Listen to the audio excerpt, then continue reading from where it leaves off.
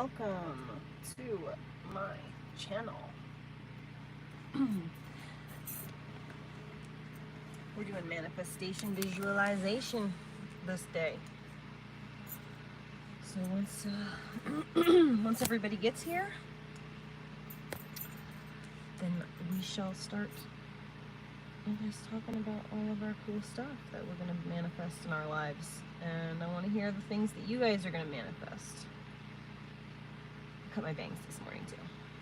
It's a little bit flat right here, so it's like longer. So yeah, so once everybody gets in here, I want to start hearing about everybody's manifestations, and I want to know what's the plan.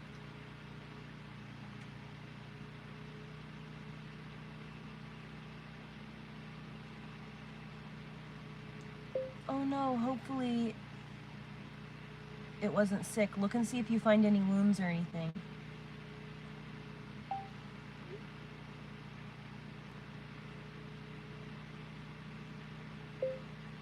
Be careful in case it is sick. Don't spread bacteria.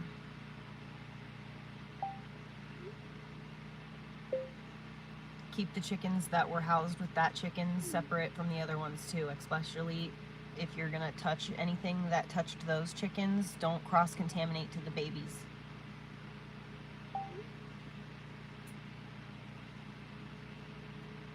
My neighbor just texted me. She has a chicken who died suddenly.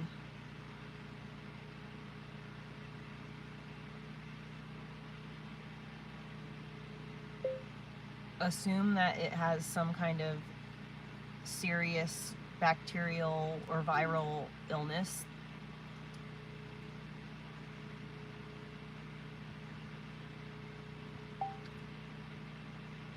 Sanitize the coop as best as you can.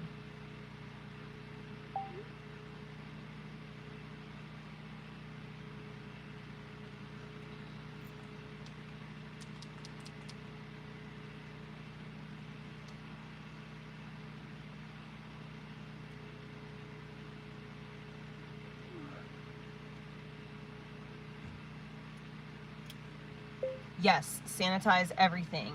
Food, water, anything they would touch.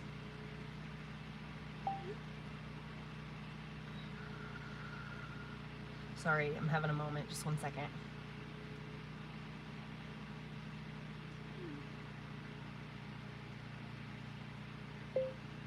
Give her a poke.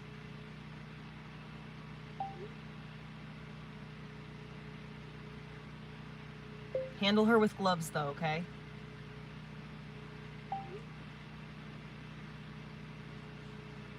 I miss Elliot too.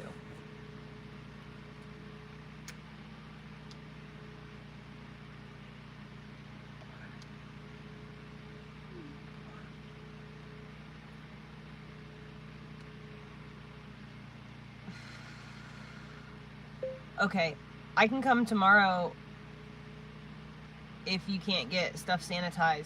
Let me know and I'll come first thing in the morning.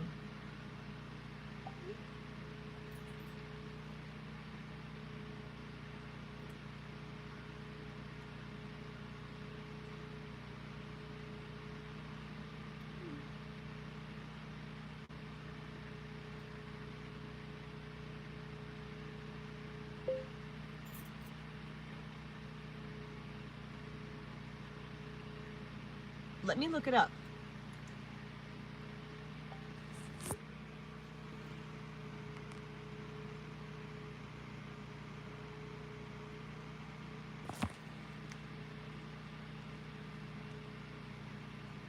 Sanitize chicken coop, safe chemicals.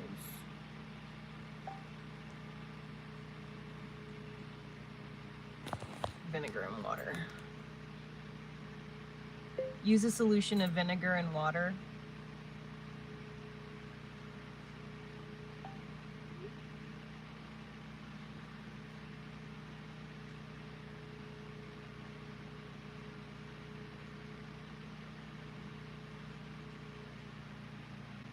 Avoid using anything that will breathe. You can use a distance.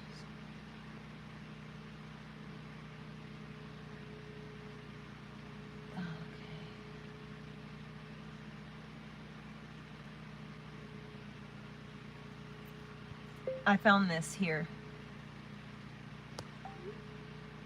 It says there is a disinfectant called Virkon S, which is safe for chickens and has no withholding period. Virkon S is effective against 100 strains of viruses, including Newcastle disease, Merrick's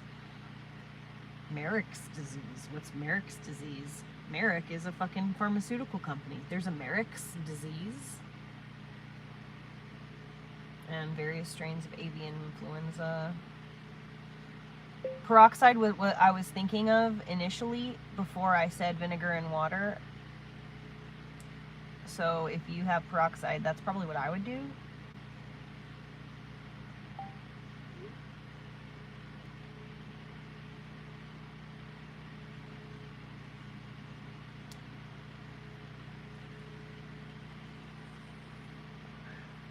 I already did acknowledge you by ignoring you.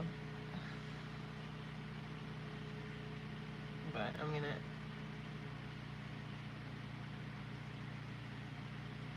even more acknowledge you by hiding you from my face.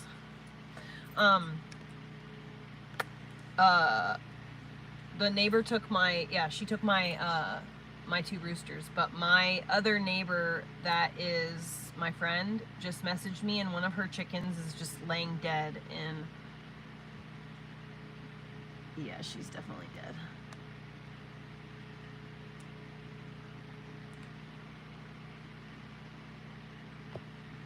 That's definitely, and then I'm going to tell her one more thing, hold on. All this is assuming that she wasn't attacked by something, you know? LOL. But anyway, so she has a chicken that just is suddenly dead in her yard, and something could have maybe gotten to it, like if it got into a fight or something, that could have been possible that it got in a fight or something. And so I'm just telling her that if it's sick, you know, she needs to assume and just treat the bird situation, the death of the bird, as if it does have something seriously contagious, so that she does not accidentally cross-contaminate, you know, to her other birds. And that's just acting on caution. And then I told her, you know, she should sanitize her coop so that she can, you know, try to minimize the spread of anything, should there be anything, in, you know, that disease worthy.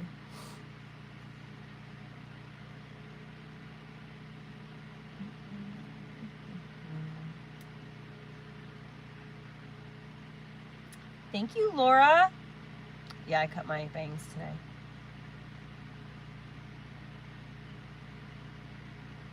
Whoa. Is Terry in here yet? Sicko says, just made a basketball reference, and that is extremely coincidental, considering I was doing a tarot reading earlier, and she said that I'm gonna have to go back now and listen to what she said at that moment about the basketball reference.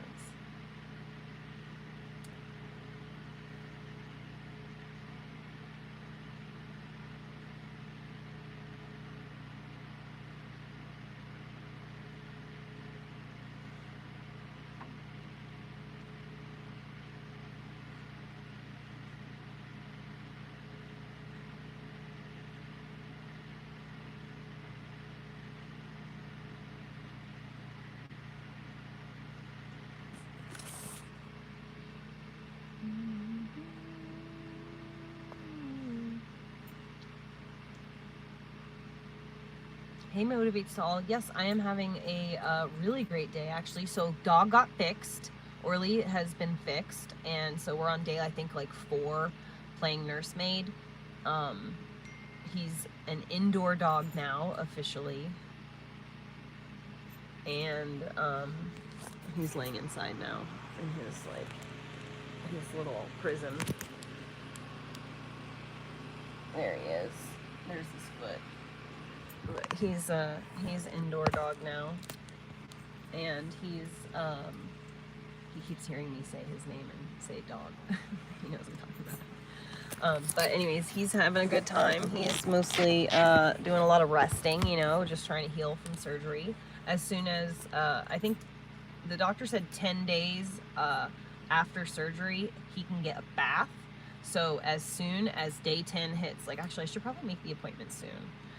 I'm gonna either take him to a place where I can go bathe him myself and then, you know, do that myself, or I'm gonna take him to the groomer that is next door to the veterinarian, and I would like to get him shaved down a little bit, and I was kind of thinking it'd be funny to shave like one of those like standard poodles. You know how they shave the standard poodles, like the lion cut or whatever? I just think that would be hilarious. But anyways, I'm gonna get him shaved down a bit for summer, and get his undercoat fully blown out. I've been brushing him every single day. I brushed him today for like 45 minutes. I got a shit ton of hair. I brushed him yesterday for 45 minutes, got a shit ton of hair. The day before, every day since he's been home from surgery, I've brushed him.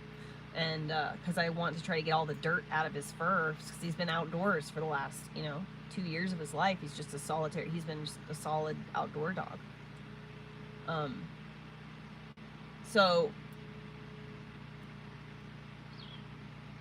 like, I really just want to like make sure to like, I'm going to pamper him. I'm going to poodle him up, I'm going to get him all washed. I'm going to get him all spiffed up, get him all shaved down. And then dude, I'm literally was thinking about this. I was like visualizing it today and this is like part of what I want to do today on this live. But I was laying down and I was visualizing like what I wanted for the future, and just like what I'm so grateful, because I know it's coming. And I was picturing, and I'm excited too, because when the moment happens, I get to like look back on it and then go like, man, this is the moment that I was fucking picturing. This is it right now. Like, I'm just so excited for that moment to come. But I was picturing Orly and me taking the motorhome, to the coast and going to the beach, and then just letting him, just going on walks. Like, I could just pop on the live stream and then just like walk down the coast for a while, So I'm pretty excited about that. The reception is pretty bad on the Oregon coast, but I don't have to stay in Oregon if I don't want to. So I'm stoked.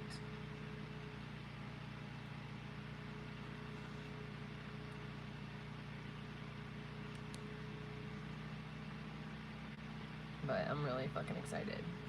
That's basically what I've been doing. But I want to know what you guys are like. What are your manifestations? Like, what are the things that you're trying to visualize into your experiences? And is there anything? And if not, why not?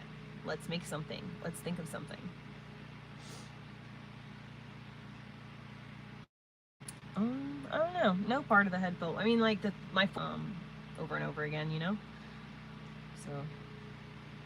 But big dog, what is a comfortable life to you? You can't use vague terms like that. You have to like sit down and literally picture it to you. Like, what does comfortable entail to you? What does a comfortable day to you from morning to evening look like? What does a comfortable you wake up like? What does a comfortable you do first thing in the morning? What does a comfortable you do for lunch? Where do you go? Do you go anywhere at all? Like, you have to actually sit down and really think about it. Because if you just put it in like, oh, well, I just want to be happy, I just want a good life, or, I just want to be a good person. These are vague terms, and they're just going to, it's kind of like when you go to somewhere and there's like 1,000 ice cream flavors and you get stumped and you pick nothing, or you pick a flavor you don't even really like because you're just overwhelmed with choices. That's literally what life is like, because your life can go literally any way. The world is your fucking oyster. So you could decide to try a jillion different flavors, or you could just do what like you could just, I know I love butter pecan. There's 1,000 flavors. I could try a bunch of different things, but I genuinely, like, in my heart of hearts, I know I love butter pecan. So I'm choosing butter pecan, but life is like, can be overwhelming in that way. But if I want to picture, if I'm trying to manifest something and I'm really trying to make it, you want to make it as tangible in your mind as you possibly can. Smell it, taste it, feel it. Like, if I want to live, like, if so your manifestation is, I want a really nice house. Picture the house. What does it feel like to pull in the driveway, get out of your car, walk in the front door? What does it sound like when your feet are hitting the ground? Like, what does the front path look like? And what does it sound like when you're walking on the front path, walking into the door? What does the key sound like unlocking your home? you know? Picture the door opening. What does it smell like inside? What does it feel like? What is the carpet, flooring, you know, whatever? What does that feel like on your feet? Do a tour of your house. Do a thorough visualization. And then realize how lucky you are to have that, and feel the great gratitude while you're standing in the middle of the living room of your dream home. You know what I mean? And stand and say how thankful you are. Really go into the fantasy. Let yourself go into it.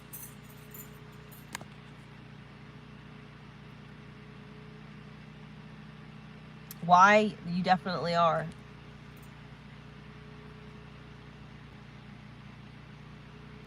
No, I do not sleep stream.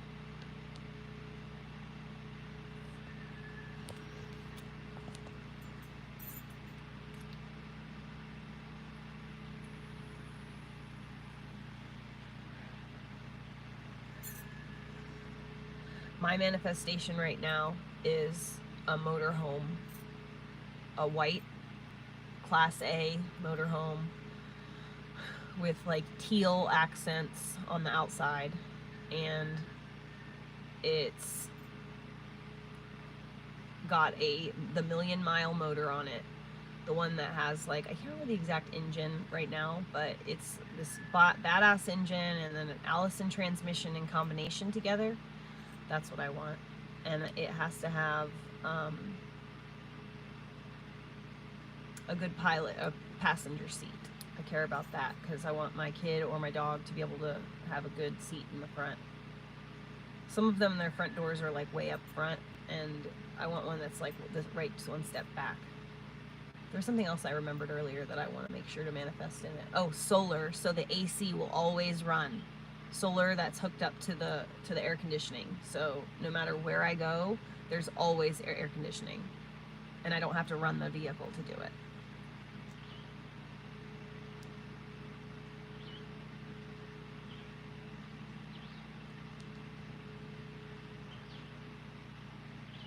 Hey, number 2 with fries. Terry, I am just really, really, really ready for, you know, to give. I'm just like so tired of like disappointing Elliot and disappointing Orly. You know what I mean? It's just like it sucks to like try as hard as I do to like I mean, look at what I've done here, you know? Like, this is just a piece of raw land, and like I've made a home and life out of it. And, you know, but I've not been able to like make it the best situation, and it's very frustrating to be involved in something that, I mean, and like, to be quite honest, like I've never really been truly passionate about it the way that this homesteading, in the same way that I'm passionate about living like on the road. Like, I love being new places, being in my RV. And dude, the crazy thing is that what I noticed last time I got the RV was that for the year I was here before I got the RV, I was very stagnant in my energy, and I wasn't able to manifest like normal. Once I got that RV and I was out in the world again, and my energy was flowing out in the world, like I was participating in society and meeting people, and like, you know, I was, you know, in the flow. Maybe I wasn't a part of society because I was, you know, still removed and still very homebody, and I didn't like, you know, I wasn't like, Elliot's like not in the education system, and you know, I'm not like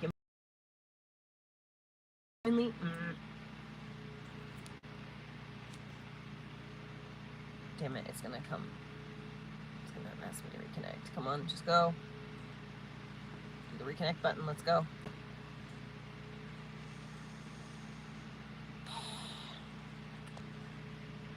Oh, the chickens are home.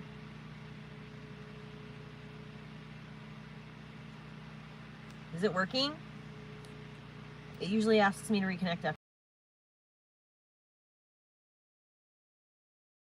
Like, some kind of funky energy here on this property because of the neighbors, and like something, like there's just some weird dark energy here, and I don't want to be here anymore in this vortex, this literal vacuum of positive energy. I want to be away from here so that I can actually, dude, when I was in that RV, I was like manifesting shit left and right, just boom, boom, boom, boom, boom, boom, boom, good situations. I literally broke down on the side of the road. Dude, I don't know who was here. Sean might have been here for that, but I literally broke down on the side of the road and I got a flat tire and I went live and I was like, I don't know what the fuck I'm supposed to do. Like, this is fucking crazy. And then a police officer showed up and literally he literally went to Walmart, bought me a new tire, came back and put it on my car for me. A police officer who just found me stranded on the side of the road. I wasn't even there like 10 minutes. I just had to wait like I was like maybe 2 hours tops, you know, because I was kind of far from a Walmart, so he had to drive kind of far to go get a tire and shit, dude. But it was just like, everything was very, you know, and when I came back to this property, so the only reason I came home to come back on the property, the reason I was going to stay in the RV and just be doing that. But what ended up happening was, I was on TikTok live and I was on TikTok and this single dad who was like living in his car with his 2 kids had found me, and like we started kind of chatting, and I was, you know, he knew what I was doing.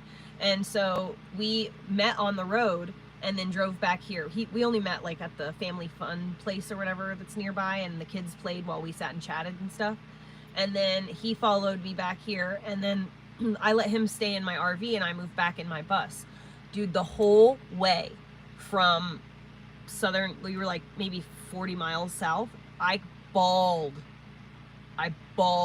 and cried. And literally Elliot was so sweet, dude. He was like, it's gonna be okay, Mom. It's gonna be okay. Everything's gonna be good. We're gonna have like friends there, and we're not gonna be stuck there no more, Mom. You're gonna see, we're not gonna be stuck there. And I was just like, I'm scared, man. We're gonna get stuck there again, and I don't want. Here we are, 2 years later, stuck here. You know what I mean? I just knew it. I was crying so hard. I was terrified to come back. I mean, I'm glad I came back, and when I sold my RV, my little RV, I was like, man, Heather, you're really getting yourself into this. You need your escape route.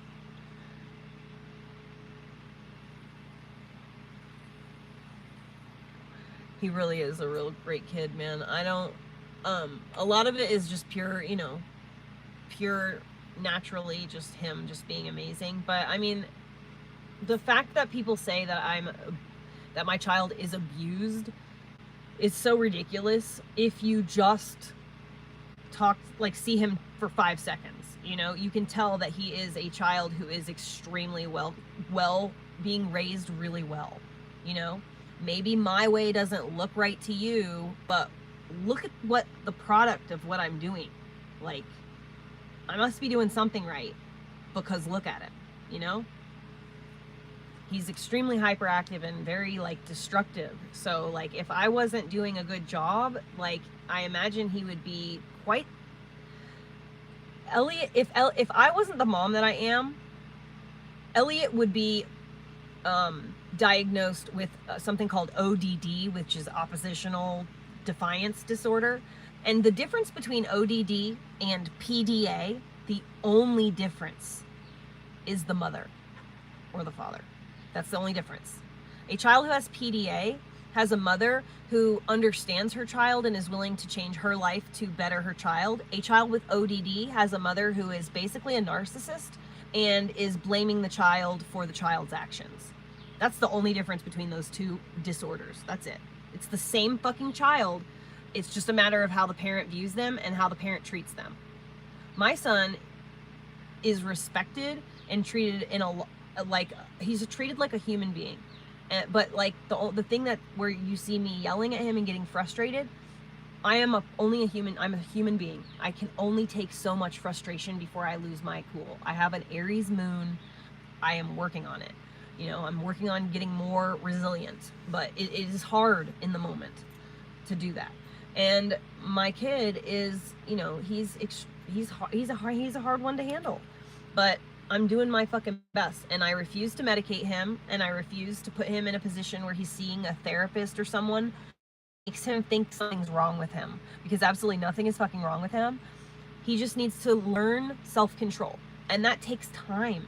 A lot of you guys still don't have self-control. When I see someone comment something nasty or mean, then I know without a shadow of a doubt that person has no self-control. Because a person with self-control would be like, oh my God, type. I'm just not going to type it. That's self-control. You know, so adults don't have self-control, and that's because they weren't taught the difference between anger and frustration. They weren't taught how to be like, I could do that, but I'm not gonna. And PDA means pathological demand avoidance. It doesn't mean public display of affection.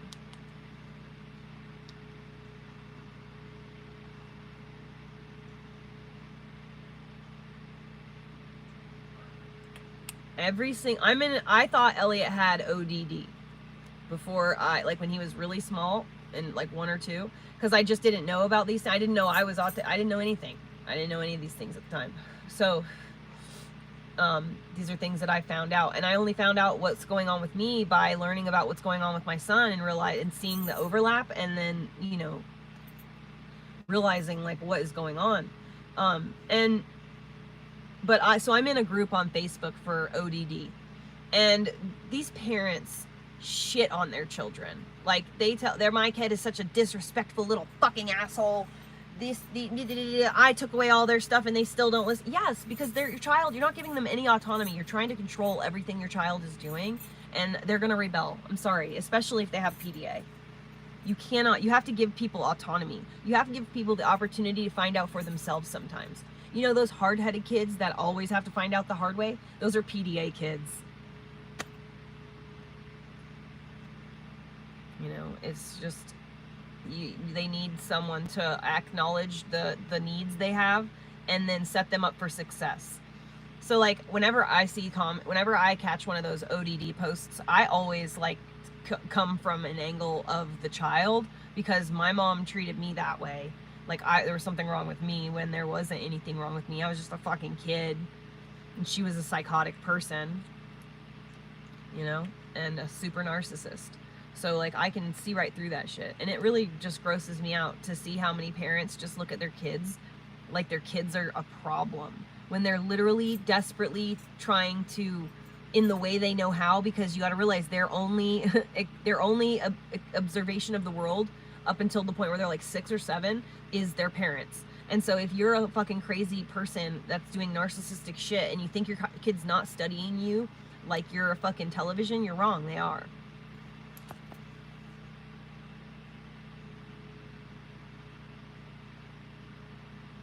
Yes, James, I do remember that.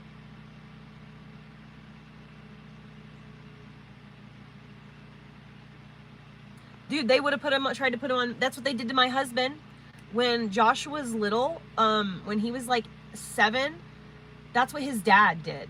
His dad had him put on medication, and when he was like 12, he just stopped taking it on his own. He was like, I refuse. He started like spitting it out or hiding it, or, you know, cheeking it and then spitting it out later.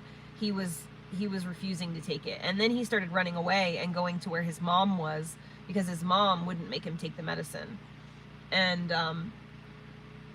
that medicine, so he literally had a fucking amphetamine addiction from the time that he was 7 until he was 12. You know, that doesn't really set someone up for success.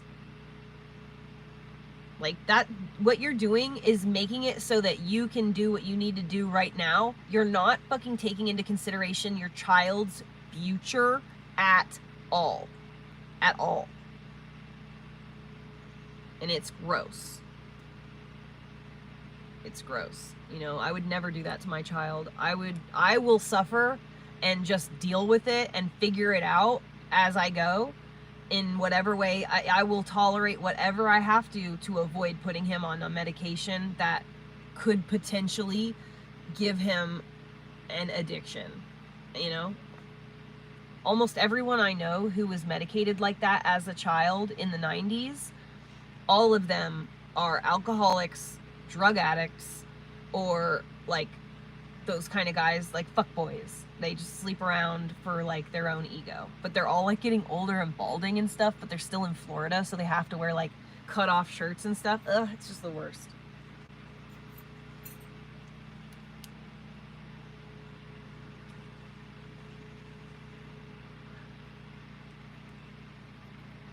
No, Matthew.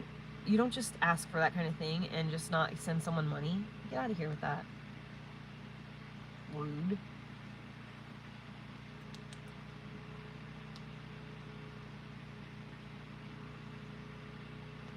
It's crazy a lot of the things that we as a society allow the government to do to our children for the good of society or whatever.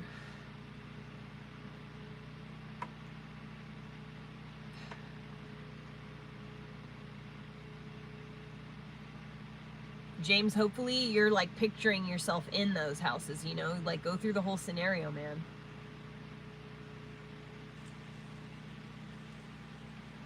Carly, yeah, dude. So see, it happens, and like, if because we trust the medical system, we get falsely led down paths like this, and that's so not fair to put you and your son in that fucking position. You're like, if Carly, I would look into it and see if there's a class action lawsuit, and if there's not, you should contact RFK's legal office,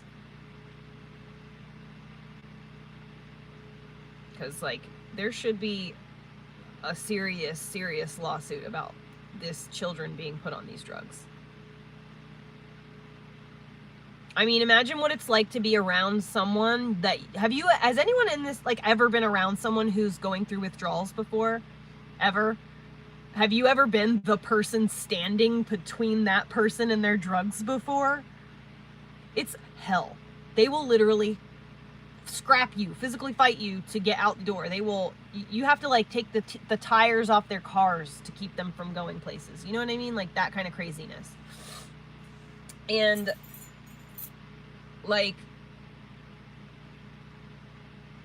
now imagine that's your child, your actual small child.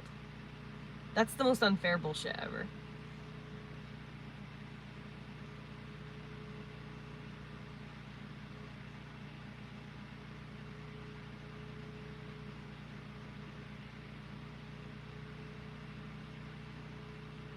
Well, so, you know, what you need to do though, big dog, is instead of working yourself like a slave to get promotions and do well for someone else, like make someone else a millionaire, there is something that you have to offer the world that maybe you don't even know you're good at because you don't have the time to even explore hobbies and shit like that. All of us have a hobby that we could be so good at if we just had the chance to realize that we would be good at it, you know? And so I recommend going and just deep diving down, you know, through like hobbies TikTok or hobby fucking Instagram or something, and just see if anything draws you in and you're like, man, I could do that. And then just do it. Just do it, and you may be able to turn the thing that you are just so good at into a way to generate income. Whether you end up selling the thing or you end up making content about making the stuff, because the way you've come up with doing the thing is different than anyone else has done it. You know, maybe you can't afford certain type of tools to perform the task, and so you have to come up with an ingenuitive way of doing it, and no one else has really thought of before because no one's been in your exact scenario. So you're able to document that process, and then you can then generate a business through that. You know, like the world is literally your oyster. The possibilities are genuinely endless. You can literally have anything you want. You just have to want it bad enough, and that sounds cliche, but it's not. I literally prayed to God for the money to get property, and 3 days later, I met someone who 3 days after knowing me, so 6 days, on the 7th day, let's say, most likely, I got $100,000 to get property. 6 days after praying. It's because I wanted it. I believed that I could do it. And I was willing to like lean in when something popped up in those 3 days, you know, and during those 3 days, had anything come into my life that made me go like, oh no, cringe, for whatever reason, whether it was a person, a place, a thing. As soon as I got that cringe, I knew that that's exactly what I needed to go and dive into, because it's always the cringe that's the path to where you need to go, unfortunately. You have to face your own cringe and overcome it. And once you overcome the cringe, you're good to go. And that's just how the shit works. I don't know why. I don't know how. It just does. So once you go on that path that the cringe lets you know you're supposed to be on, then you will end up right where you need to be, you know. And it's gonna be the like person you don't want to talk to. It's gonna be the, you know, the thing you don't want to let go of. And, you know, like, you could choose to not do it, I guess, but along the path, you know, the universe is gonna be like, you know, if you want the thing bad enough, you may not have to lean into the cringe. That's definitely a fast route. You will eventually get to what you want, but it's just gonna be the longer, harder route. So you have to be patient, and you have to just know and want and know and want and know and want. And eventually, you know, the universe is gonna be telling you, you know, like, you really need to, you know, get rid of that thing, or you need to really face this cringe. And if you don't, the universe is gonna be like, okay, fine. You know, like, let's say that I don't want to get rid of my cell phone or my jewel or whatever, right? This is the thing that I cringed about, and this is the thing I have to lean into and get rid of, or whatever, right? Well, I don't want to. The universe will tell me, you should get rid of it. I'll lose it, I'll lose it, I'll lose it. Well, eventually the universe will just take it from me completely, and then I will feel like I've lost something. That's your fork in the road moment, where you're like, okay, I'm in the path of manifestation, this thing that I'm wanting, I'm getting closer to every single day, and something was just taken from me, you know, like, I got broke up with or something, you know, someone's gonna break up with me, you know, this kind of stuff. It could be anything, you know, replace whatever with anything that you cherish, that you want to keep on holding tight to. It's gonna get taken away, and then it's up to you to realize that you're at this fork in the road, and you could, oh my god, the thing I've lost, oh, chase it, I gotta go get it, I gotta get it back, I gotta get it back. Or you could be like, well, I guess that wasn't meant for me, moving on. And then you just go on with your life, knowing that whatever was taken away from you was done so for a specific purpose. And the minute you actually accept that reality, you will be amazed at what happens next. That's all I'm saying.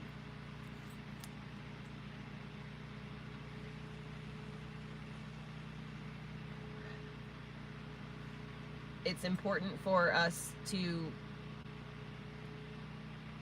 always try to be more resilient to the things that, like, trigger us. That's why it's so asinine to me that we're trying to turn society into this inoffensive place, and we're so concerned with, like, triggering people. But triggering you is 100% how you learn to, like, not be triggered by something. If something bothers you and is bothersome to you, you eventually, you know, you learn to get over it and to not be bothered by it. It's reaction. Life is bad sometimes. Like, there's nothing you can do about that. There's ups, downs, there's good, there's bad. It's a whole fucking melange of experiences on this planet that we're capable of experiencing. How you react to all these experiences is 100% going to determine your level of satisfaction in this world. It's the whole, like, one man's trash is another man's treasure type thing. It's important for you to build a resilience and intentionally trigger yourself. Like, lean in to those things that make you, you have to. You've got to get over yourself. You really have to get over yourself. And as soon as you get over yourself and you have come to a place where, like, you're unfuckwithable, like, nothing can make you react, you know, like, oh my god, when you get to that place, that's where all of the money is. That's where all of the successful business is. That's where all of the, you know, the adoration by your fans and friends and all that. Like, once you get to that place, that's when you'll start to find success. Once I got to that place, that's when I started to find success. And even over the last, like, few months, I have been going into myself and trying to work through the last, like, few things that really trigger me the most. And that right now, the one thing that is actually constantly triggering me that I'm still having to work on is my child. You know, it's difficult to be around a person who intentionally does shit to piss you off. It's just difficult, you know? After a while, it gets cumbersome. But I'm getting better about it, and he's getting better about it. So, like, the more tough I get, the older he gets, and the less, you know, struggle, like, the less hard he gets, you know? So it's just a matter of just hanging in there, you know, as best as I can, doing the best absolutely I can, try to be the best mom I can, and the best person that I can towards everyone around me, and eventually I'll fucking get there, you know? And yes, Raven, it is subjective, just like you know, satisfaction with life is subjective. What you have and you feel like you don't have enough of, someone else would literally be so grateful to have a fraction of what you have. You know what I mean? Like it's totally, it's all subjective, and that's the point. You know, that's to be able to kind of look at things from a third perspective, a little bit more from a, you know, like an overhead view, and see things less personal, so that way we don't take things in a way that makes us like you know, like whether it's being offended, being mad, being upset, you know, immediately going to crying about stuff, immediately going to like, you know, reacting, and, you know, taking that moment to pause and be like, is this something that is actually going to affect me in any way whatsoever? No? All right, well then I'm just not going to have a reaction to it. You know? It's learning to become, like, there's a literal book that I recommend everyone read. It's How to Become Unfuckwithable, I think is the name of it. I'll look it up right now. I want to make sure I have the right name.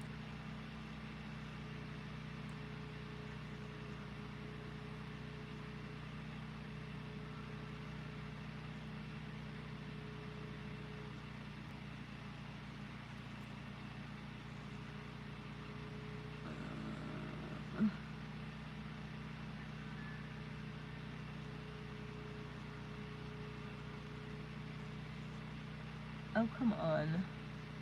Why does everything have to be difficult? I have so many books at this point. Unfuck Yourself. It's called Unfuck Yourself. And this is by someone named Gary John Bishop. This book is really, really good.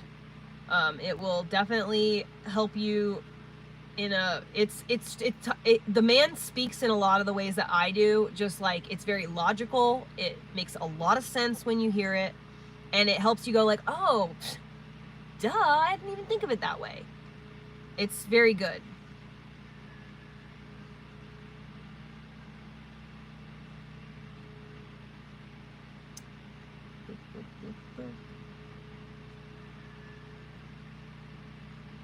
Randolph. So the point of me literally live streaming like I do is so that I can help inspire other people to get curious about things that I am curious about, notice the things that I notice, and then go out and be curious, research, watch videos, learn things about it, get, you know, let me be the seed that's planted, you know. Here's a little water, here's a little sunlight, you know, now go grow.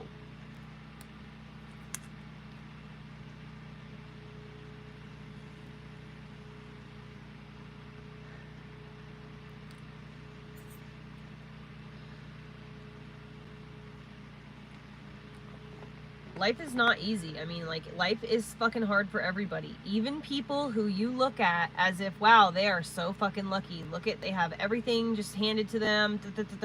They are going through hard times too, but like, they're just handling it a little bit better. They're reacting to life a little differently than you might.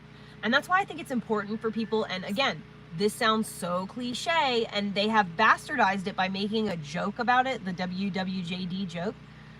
They've made it a joke, but literally, if you literally think about it, every time you come to a spot in your life where times are tough and you have a split second to think before you react, think to yourself, like, what would Jesus do? Literally. Like, how would Jesus handle this situation? What would Jesus do if he were in my position right now? How would he go about handling this? You know? And if you do that in literally every opportunity, and you don't even have to believe that Jesus was the Son of God, because I don't. I believe Jesus was the same as every single fucking one of us. He just happened to be with these types of ideas like I have, and because he was like one of the few people on the planet at that time saying shit like that, it was highly recognized, and he developed a following and stuff like that. But he had shit really figured out. He was still extremely intelligent, had a lot of great things to say, and he had that not reacting shit down to a fucking science.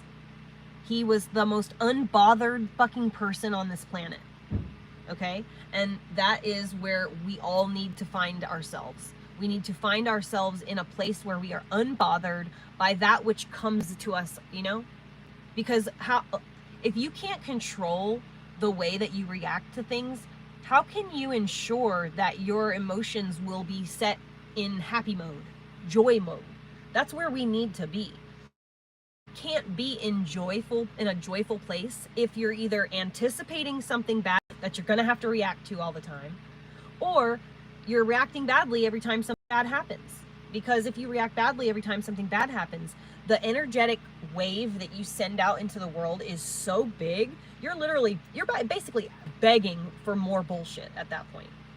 And that's why it seems like things happen in succession, one thing after the next, because the more that you focus on how bad things are, things just keep getting worse because you're only thinking about how bad things are. So you have to do everything you can in that moment to like pull yourself out of that and find the things that you are truly grateful for, the things that you feel lucky about, the things that you realize that if you didn't have, your life would be much harder and much darker place. And by doing that, by becoming, unbothered, by becoming unfuckwithable, by that, having that no reaction, everything just bounces right off of you and you're able to keep your joy. Nothing brings you down unless something is, serious enough to bring you down, because now you have to handle this negative situation.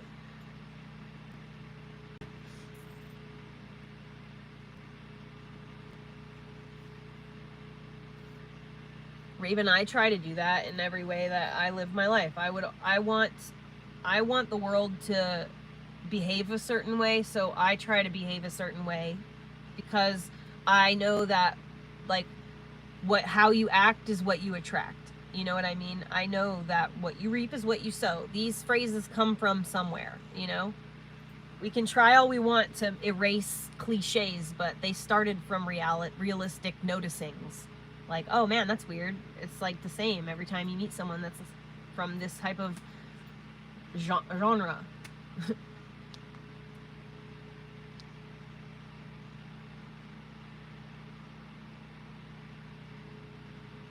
Zaza, I am not 100%. I am susceptible, When I was going through a hard time in November, I was already going through a hard time, and that's like when the absolute most intense hate came in.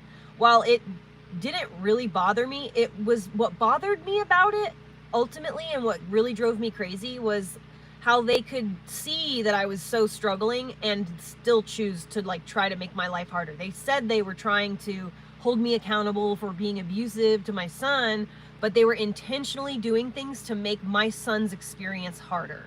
They gave my son night terrors because he was afraid CPS was just going to show up and take him, even though I was telling him they're not going to take you. I'm not doing anything wrong. Don't worry. But he understands, he's heard other people in the world talk about CPS. He's not stupid. He's extremely smart. So he started having night terrors, and he's afraid that someone's just going to come and take him. He was having dreams. He wouldn't let me go collect firewood by myself. He either made me turn on a live stream or go with me, because he was afraid that I was going to get my leg chopped off by the two women who were wearing my skin.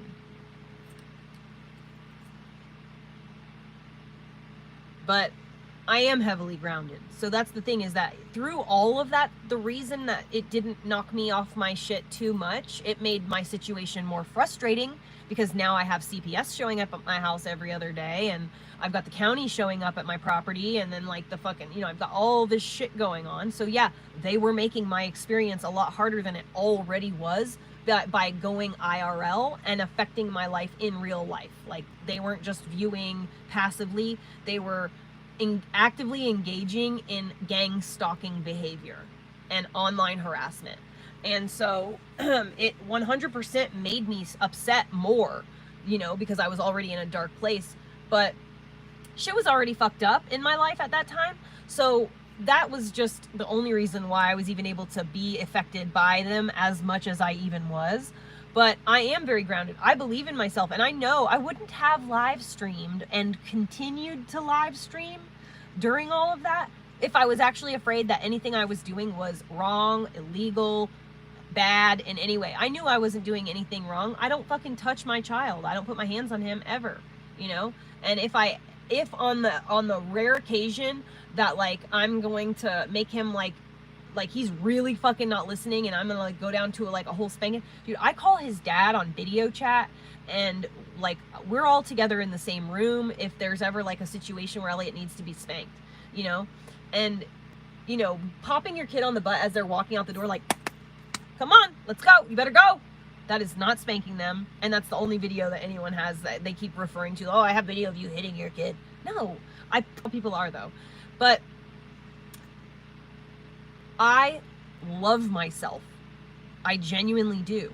I know all of the fucked up shit that I've been thrown, that's been thrown in my way, that I had absolutely no control over. My upbringing, I didn't have no control over who my parents were. I had no control over the environment that I was raised in, or the society that I was a part of at that time. I have, you know, the kids I was forced to be around. I had no choice.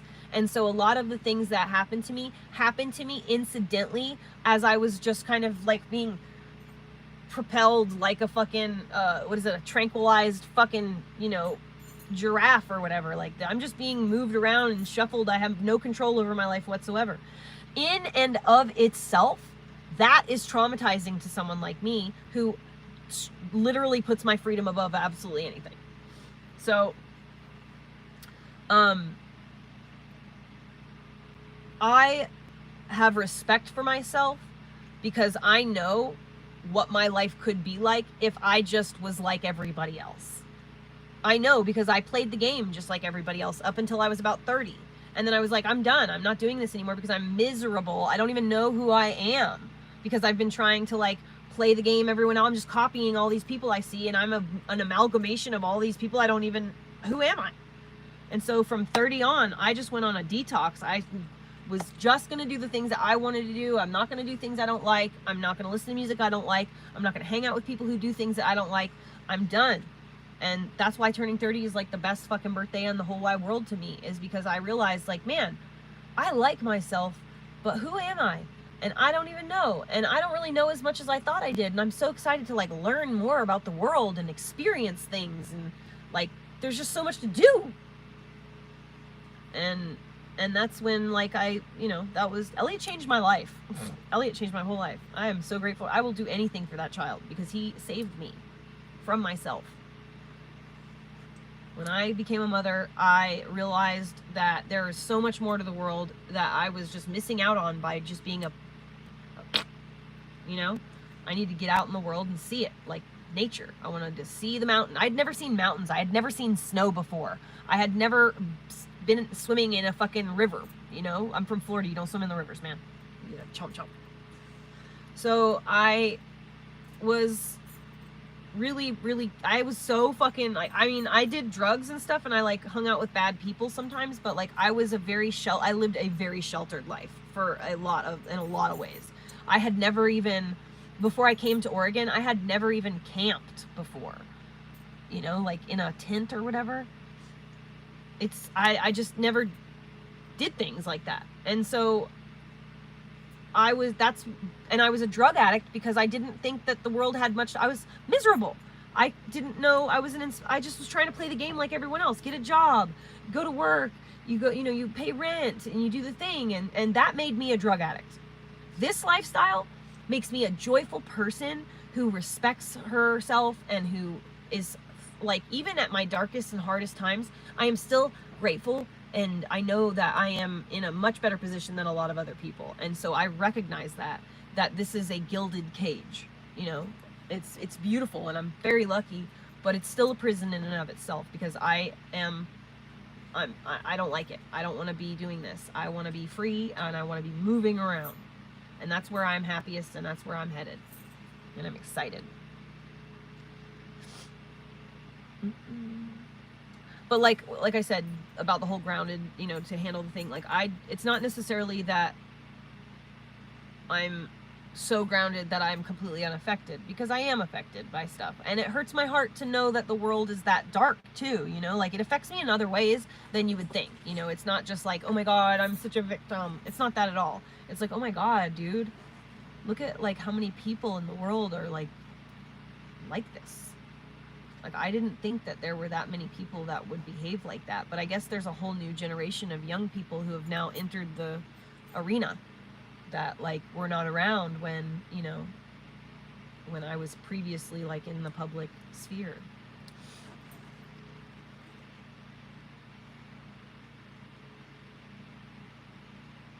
It starts with loving yourself and respecting yourself big time. Having gratitude, being grateful that it all boils down to gratitude, really, but recognizing where you could be and seeing where you are, and like, obviously this is to the people who are out here trying to be good people, make good choices, be their best self. I'm not talking about you that are, like, out there sabotaging your own selves. You shouldn't be doing that, you know. But, you know, you'll grow up and learn eventually, I assume, I hope, for your own sake. But, you know, when you're striving to be, you know, your best self, all you can do is just be your best self. You cannot worry. Like, the biggest thing is that, like, I protect myself, I insulate myself from a lot of the haters. So there's, like, you know, people that chat or whatever about me in other places, and, like, videos are made and stuff, but, like, I don't go watch them, I don't read it, I don't go to the websites. Oh, I never flipped it around. I guess that's fine. Sweet, the fan didn't go off. The generator just shut off. But I don't go and read the posts about me. I don't read the comments. I don't go to I don't send my admins in, like, spies to try to infiltrate their stuff and, like, tell me all about it. And I literally do not fucking care what they're saying about me, because they're either lying or they're twisting the truth. And either way, they're doing it because they're very sad and miserable people in their own way, in their own lives. And I, while I fucking can't stand them for what they're doing, I understand that they're motivated by something that I just can't ever truly understand. So, I have sympathy for them in that way.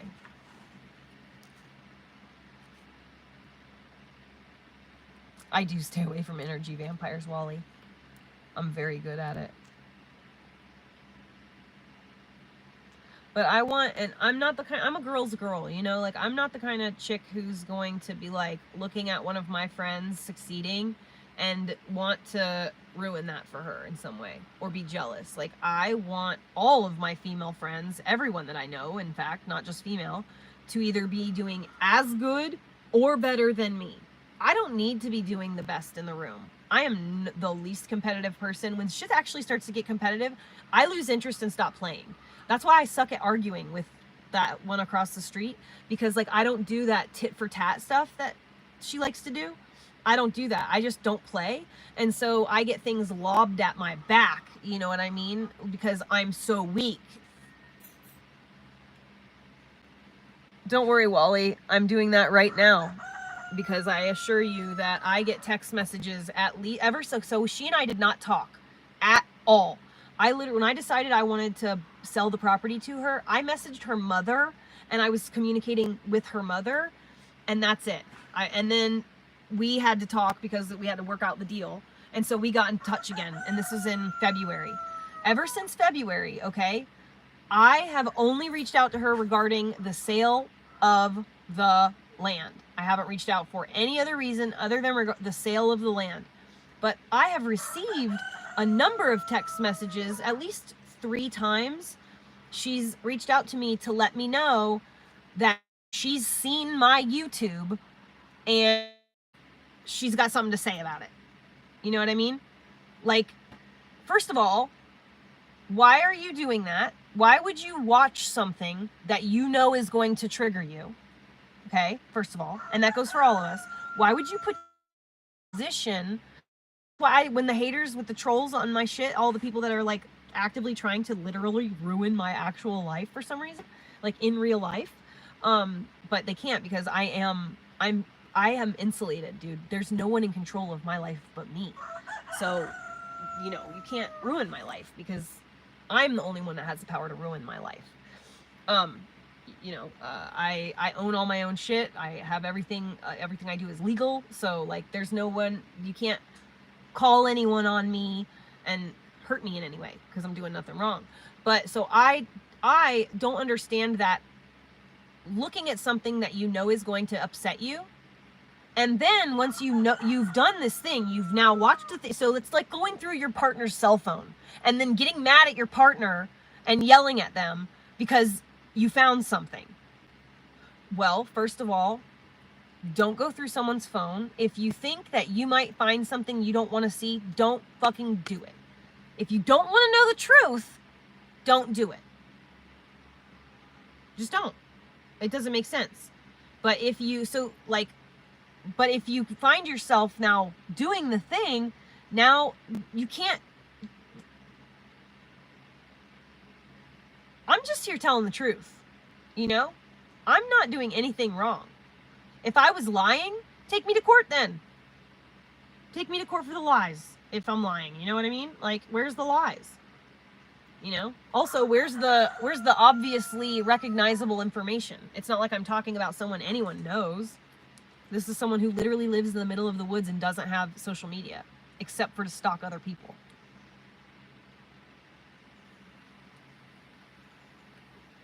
Watching a horror movie and then complaining of nightmares. Exactly. It's totally that victim stuff, you know? I'm sorry that sometimes the truth is not easy to hear. It's really not, but it's the truth. And I don't lie. If I am incorrect about something, it's because I'm just wrong. I'm just wrong. And that happens. You know, I'm wrong about stuff sometimes. I'm a person with a fucking golden retriever fucking memory. So I'm wrong about shit. I don't remember the exact color something was. I'll remember the shape, but I won't remember the color, or I'll remember the color, I won't remember the shape, or I'll remember, you know, some details and I won't remember all. That's the way my brain works. Never, ever, ever say something I knew that wasn't true. I just wouldn't say that.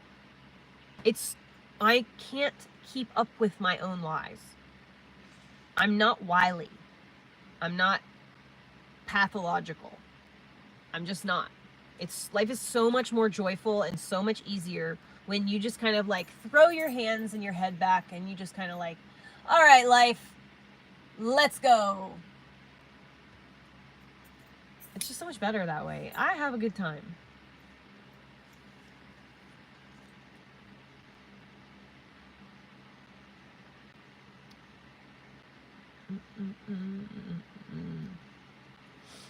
Wally Chinchilla, emotions are addictive. You know what though is addictive? It's called it's being addicted to the what is it called? Fucking A. It's the stress hormone. What's the stress hormone called? When people come from toxic environments, they literally get addicted to the stress. And so they will, if they don't have enough of that like stressful, toxic type of chaos in their life that feeds their addiction, these are the types of people that are like wrecking balls. They create chaos wherever they go. They're everywhere, every time, there's always something about the, you know, it's always something. Those are the cortisol.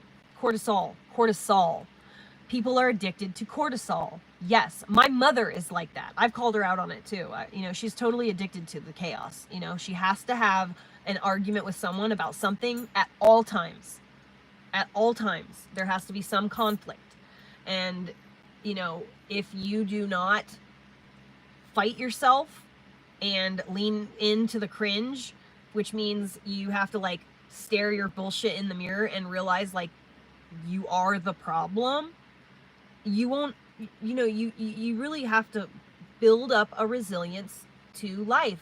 These vindictive people like my mother, like people that I'm nearby, these vindictive people have to, you know, it's a literal feeling they're catering to us. It's a satisfaction. They need to feel that satisfaction, you know, and it's bad news bears.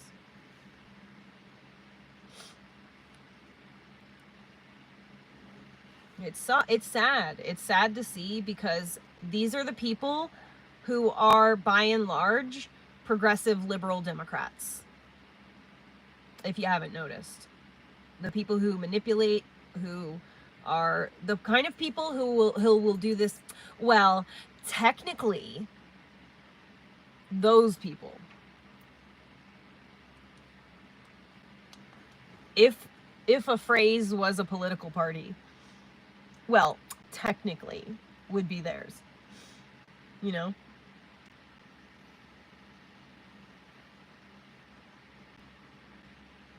How about we just stick to literal? Like, how about we talk about actual, not technical, not, well, if you connect all these dots, it kind of boils down to this. No. How about we just make the from here to here the direct connection, and we just worry about that. Life would be so much more simple. But we conflate things and convolute them in ways that just don't make sense. And I think that it's detrimental to the well-being of our society as a whole. The more of us that become inspired to build resilience, the more we show that to those around us, and in turn we are spreading it like a ripple effect. That's why I live stream. I live stream so that people can see the good, the bad. They see the manifestations. They hear the moments when I happen to have like my articulation in place and I'm able to get out, some fucking important speech. But there's a lot of fodder and filler in between. You just got to kind of weed through it.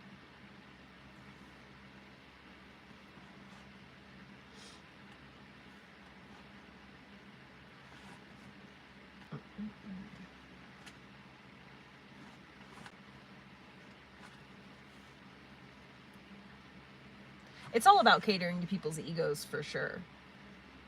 For sure.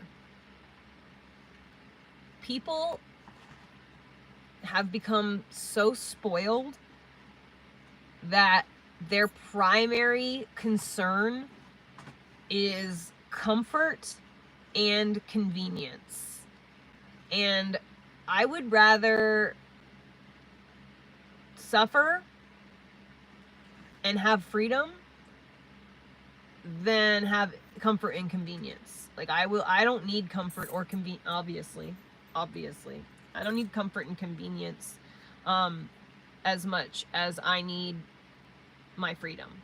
And so I refuse to work a 9-to-5 job, put my kid in public school, live in a house and pay rent, electric, water, garbage, a car payment, insurance, all this crap, cell phone, home phone, life insurance, 401k, all of that, so that I can have the comfort, the illusion. It's an illusion, by the way, of comfort. You may live and die in that illusion, but one day the electricity will go out, and then what are you gonna do? You will have no idea how to survive, and your children will not have any idea how to survive either.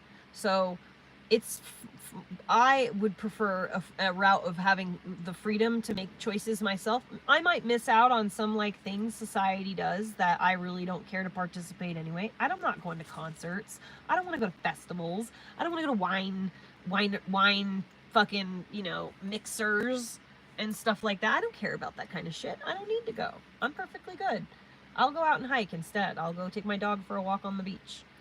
But I'll take my kid to a fucking museum or something. But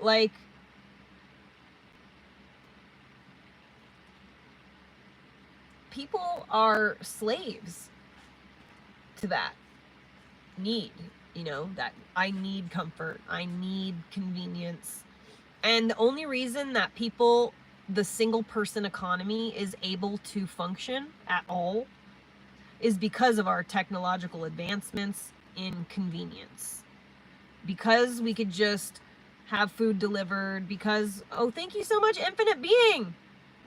because we can have food delivered, because we could have, you know, have our groceries delivered, because we could just walk to the corner store in a big city. There's a grocery store on every, you know, you can go get everything you need is right there, and you can work from home, and like all the, it makes it possible for a single solitary person to get by and to survive. But if shit, when shit gets hard and life becomes more difficult to manage, who are you going to rely on to help you? Who's there that has a vested interest in your well-being as much as you do? There's nobody. So while you're able, instead of wasting time in your youth being alone in an apartment, working, playing games, whatever it is you do, you know, establish a community of people that you can go and buy land with, and then create your own little pseudo community and have all of your needs met, and have tons of people that will have you and your children's best interest at heart. You all have the same goals and the vested interest in the well-being of each other. The solution to our housing crisis is communal living and not commune living. The reason that they had that show Cult or Commune is because they want everyone to think communal living is that. And it's not. Communal living is like what the Amish are fucking doing, without the religious restrictions. You know, you don't need to have, you know, the Quaker religion in order to function as a society. You do, however, need to have a similar understanding of morals and what's right and what's wrong. Because if, you know, this guy's got, you know, evil in his heart, you know, that's obviously not going to work out when things are, you know, get tough. Everyone has to be on the same page. We all have to be about conflict resolution and trying to help one another be our best selves. Raise a community that can endure when the fucking rest of the world goes to shit.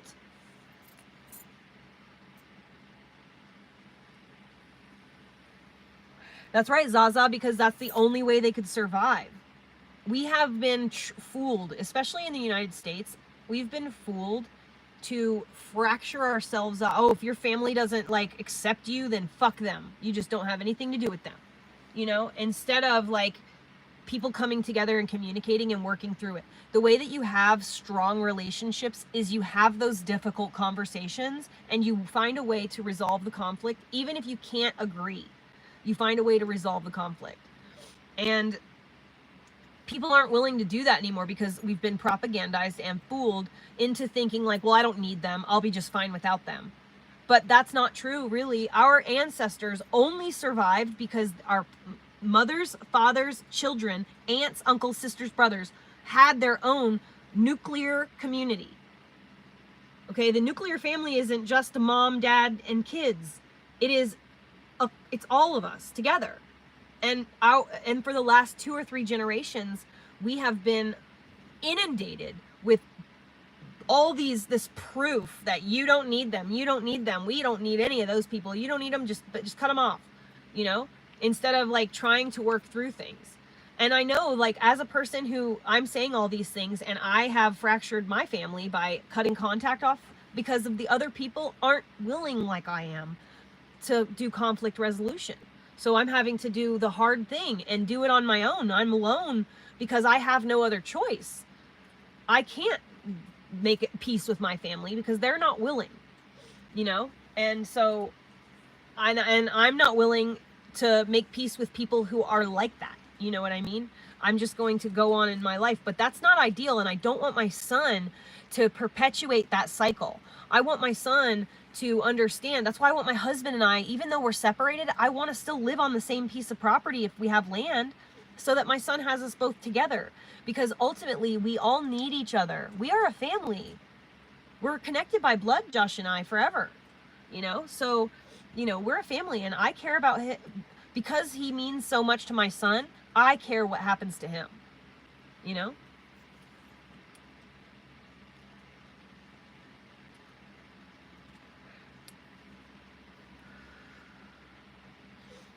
Connection can, but it's fleeting when it's not by blood. The person could just decide they don't like you anymore and walk away at any time.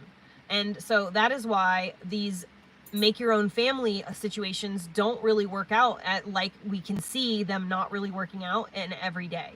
It's because not everybody is on the same page. No one is willing to have those hard conversations and work through the conflict.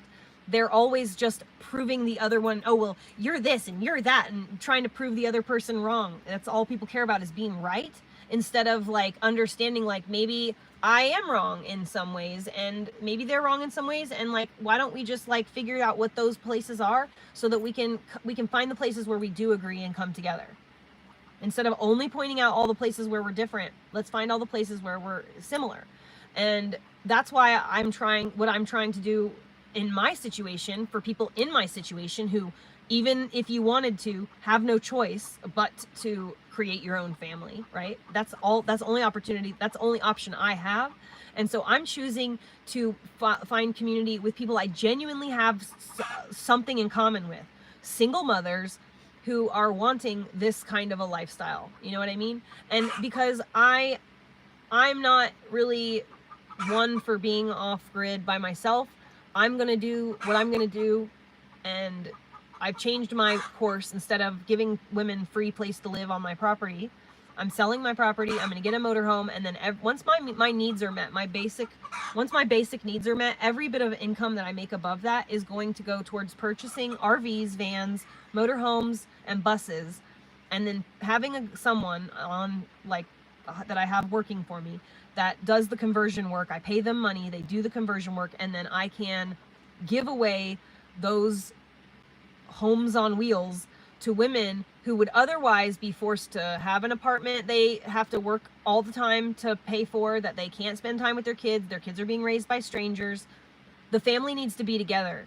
Kids need to be with their parents. The only way that you can instill how important family is by making family important and showing the youth how important you prioritize family. That is the only way.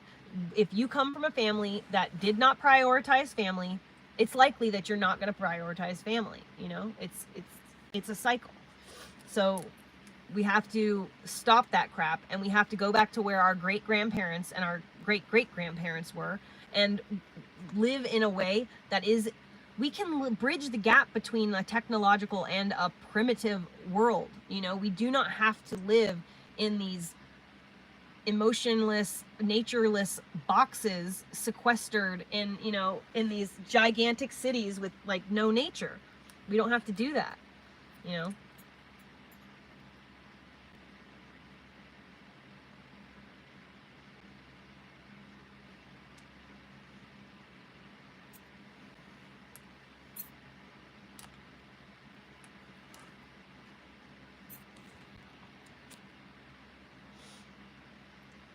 Okay, so I don't know, I kind of want to go. I need to take my dog out. I guess I'll do that. Orly, you want to go outside? Orly, you want to go outside?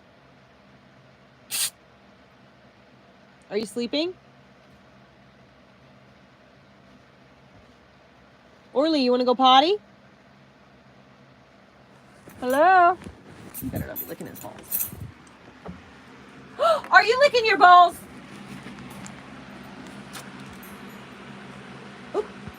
Are you licking your balls? You're not allowed to lick your balls. Yeah, you got busted. Do you want to go outside? I'll take that as a yes. Do you want to go outside? Tear up the paper plate, Mr. Destructive. Go get some water. Go get water. Oh, big stretches. Oh, big stretches. Get some water. I know your ear is driving you nuts. Here, you want some water? There's some water in your water. You're so handsome. You ready to go outside? His poor ear. Come on. Let's go potty. You're going to go in Orly's house, okay? Jesus, HR shit and stuff. Whoa, whoa. Wait a minute. Hey, wait. You're so rude. Where's your thing at? There it is. Hold on, hold on, hold on. I'm trying to find it. Ow. Okay. Hold on. My fingers are all twisted up in the thing. Okay. Whoa, this way. Go to Orly's house.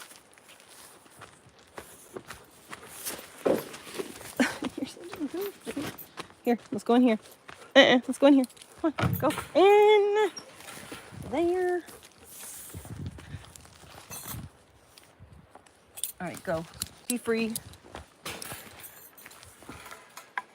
Go potty. I'll be back in 5 minutes. Go check the generator, power supply and stuff. Good boy. Way to go, boy. 75%. That's fine. Dang, dude, all of these fucking milkweeds are dying except for that very first one. I think I'm gonna try and replace this.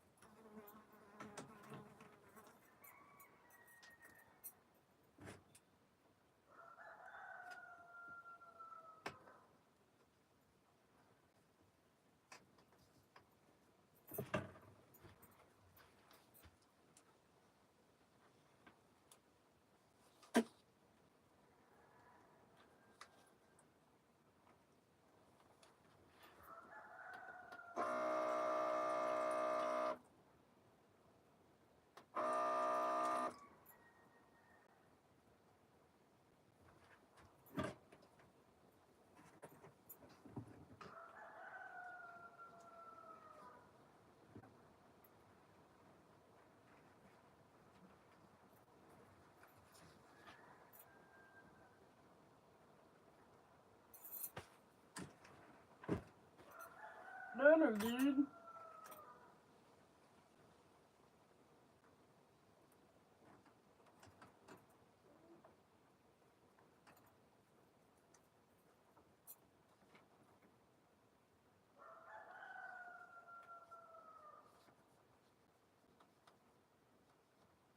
Maybe that one will come back to life. Let's see.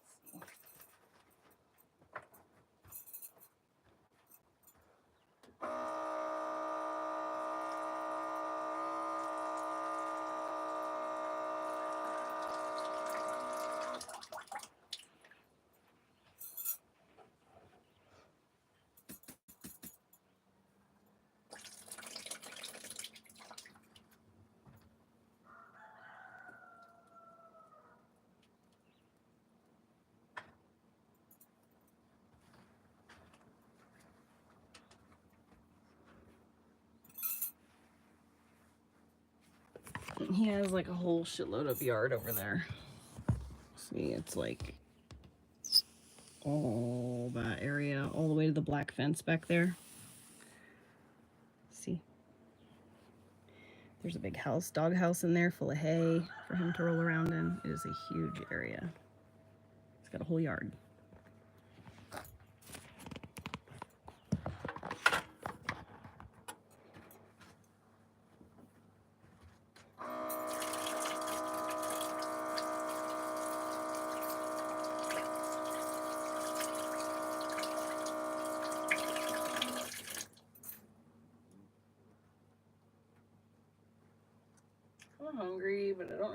like making anything, and I also just don't feel like eating really, but like I feel like I should. It's in my best interest to put food in my body, but I just really am not in the mood. Look, I'm talking about food and he's already going off. That didn't take very long. All right. What do you want? What are you in the mood for? Not really anything.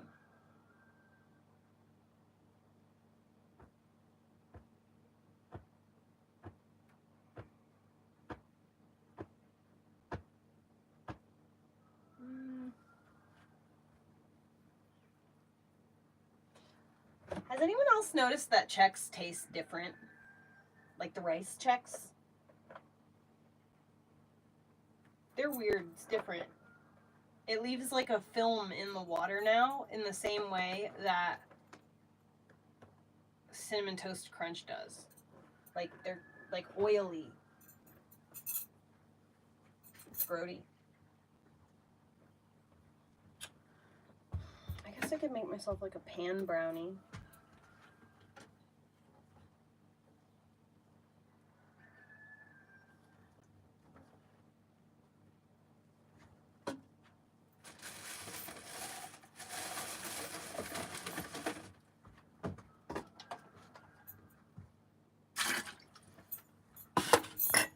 Let me get my little phony majiggy. Oh my god, take your shoes off. Ooh, and I have those little chocolate chips, so I can add more chocolate chips.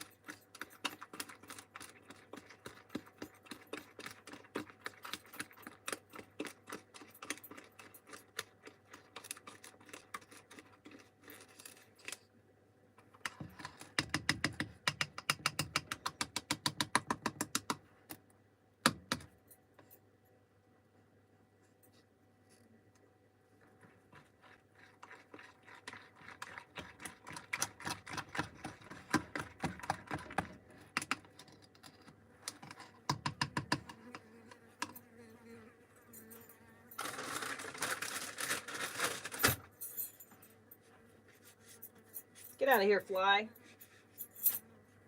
Just because my windows are open doesn't mean you're invited.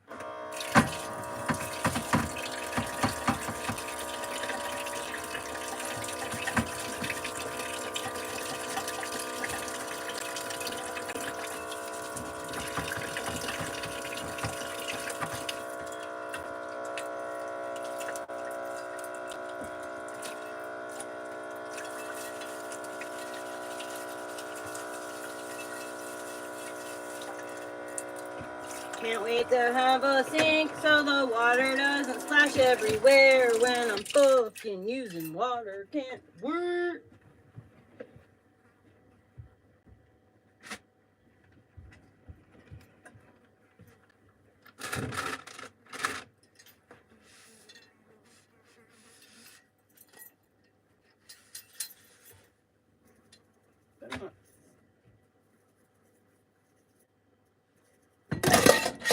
No way! It flew into the lid and got stuck. No, fuck off. I just caught a fly like that. No way. It was like right here hanging in the lid. The lid is hanging right next to me and it just got itself trapped in the lid. I was afraid he was trapped in my brownie batter. Yay, now he's gone. Hopefully he doesn't fucking come back. Now that the pan is cold again. There's pizza cheese. This is the hardest thing ever to get off of the pans. What?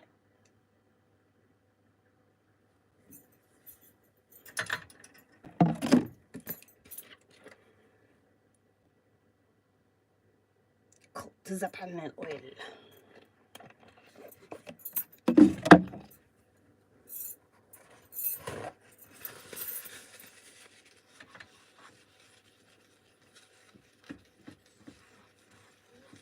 Just a minute, Orly. I'm baking a cake on the stove. It's the 18th century.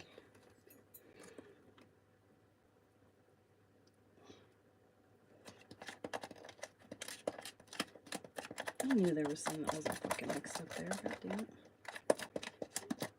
Just a minute, buddy.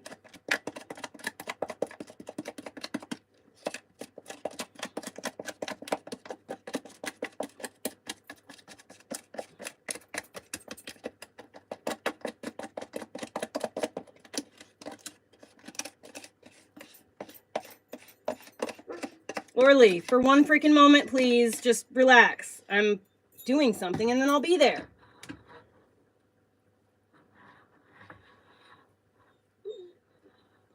You are some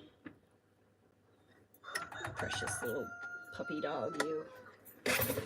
Yay, no fuss, no muss. Now, we got a brownie batter. And this brownie is,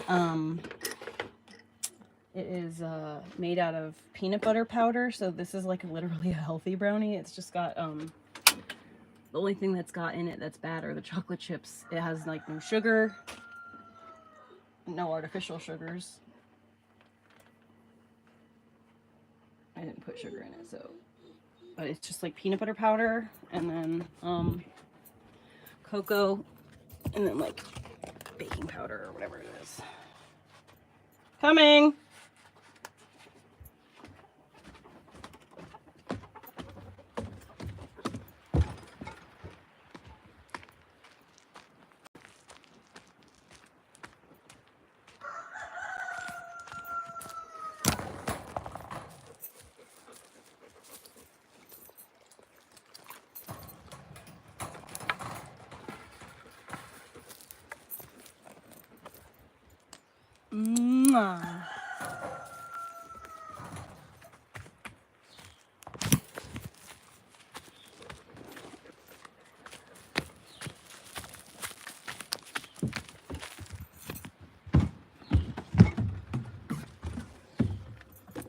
Wait, wait. Oh boy. Okay, go.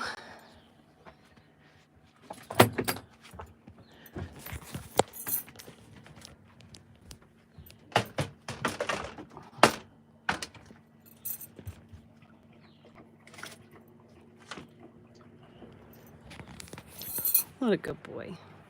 He looks like a bear. Just looks like a bear is in my living room right now. So yeah, now so we just wait for the brownie on the lowest temperature.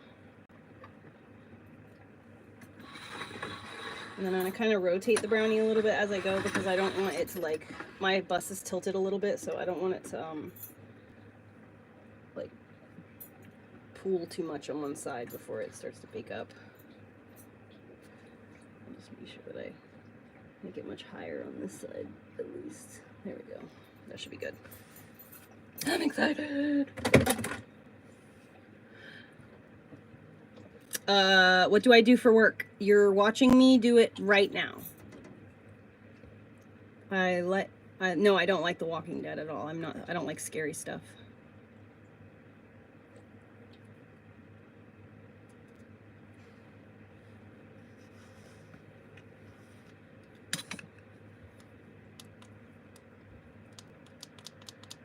Honestly, I'm a new chicken owner. I'm not really a chicken lady yet.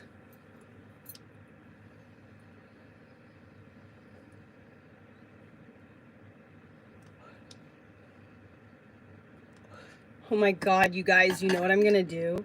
I'm gonna get a small aquarium and I'm going to get like 4 quail maybe 5. And I'm gonna have quail in the RV with me. So I'll still have eggs, but I won't have to worry about like a full-size fucking chicken. Also, my neighbor has these miniature chickens. I swear to God, the rooster is a full-grown rooster with like the green tail. It's literally this big. Full-grown. 7 inches tall. Their eggs are like this big. It's already bubbling. Look at this. Beaut. Just for the steamy. When it gets a little bit more steamy, I'll be able to. Oh, there you can see it better. Look, it's already getting ripply, you know? Oh, yeah. Dude, me too. I haven't been able to have quail yet, you know, because I was too worried about them not surviving.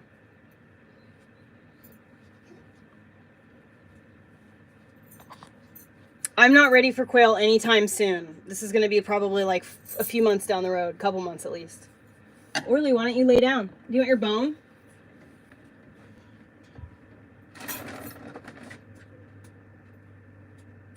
No?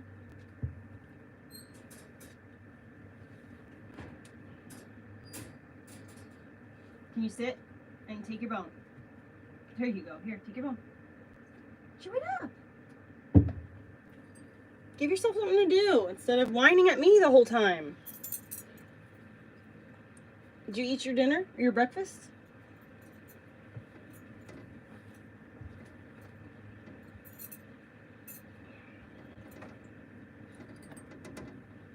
He's my puppy and I love everything about.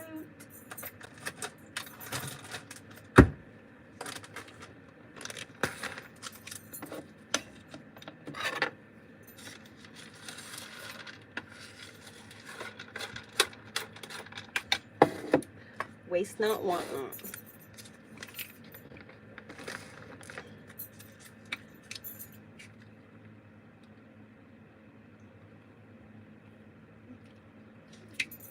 Yes, I'm making you some food.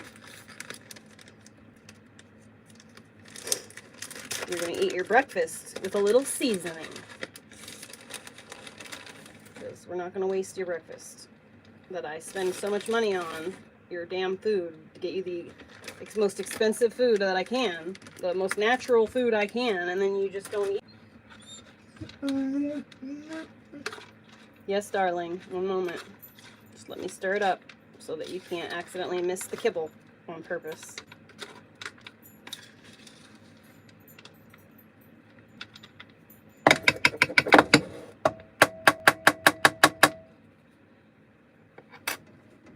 You're so good waiting by your bowl spot.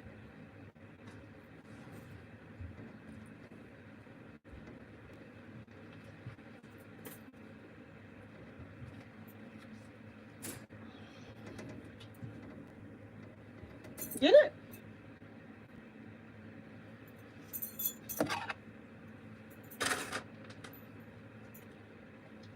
He knows that he's been fooled. He's not happy about it.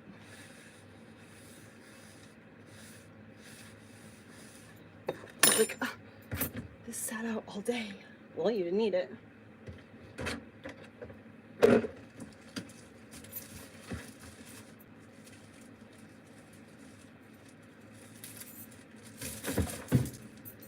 It didn't have any like thing gross in it or anything. It's perfectly fine.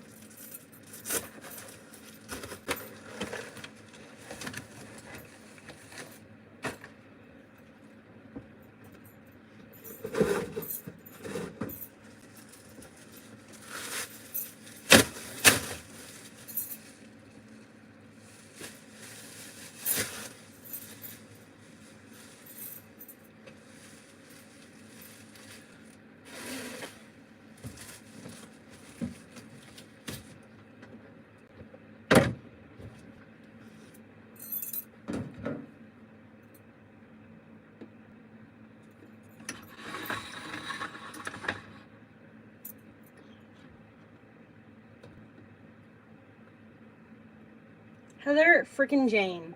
I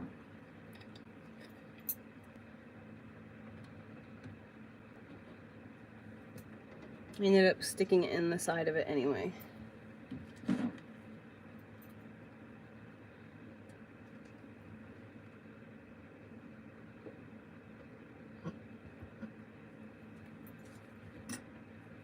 I mean, you don't have to literally inhale it. That's not part of it. Nope, not gay. I threw the trash out the window because that's where I can walk out my door and then grab the trash and put it away. It's better than walking all the way out there and around, you know? Might as well just throw it out the window and then I can go get it in a couple minutes. Have a good night! My brownie's almost done. My brownie's almost done. Did you eat it all?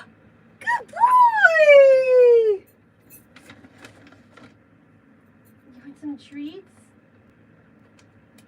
Good boy. He is like a horse bear. I am cooking a brownie on the stove.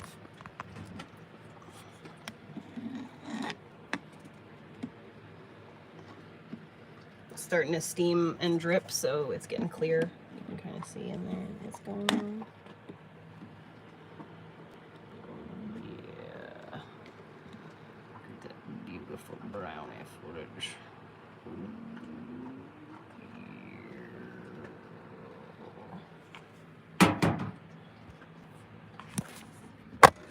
So I don't have an oven, so I had to figure out how to have all my favorite foods on a stovetop. I've learned how to bake bread, how to bake everything.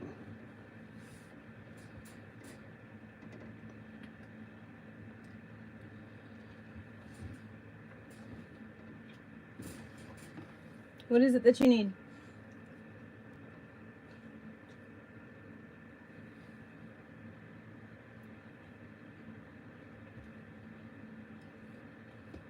Good boy.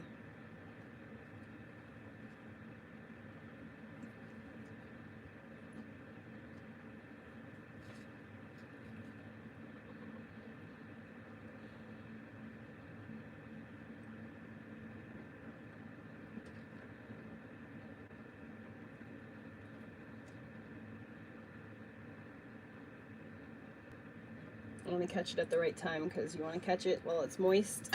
You don't want the top to be totally done. Just a little bit on the soft side. I feed him the no grain brands. I can't remember the name of the brand. He doesn't like the one with the wolf on it, so I don't remember what, the Wilderness Blue or something like that. He doesn't like that.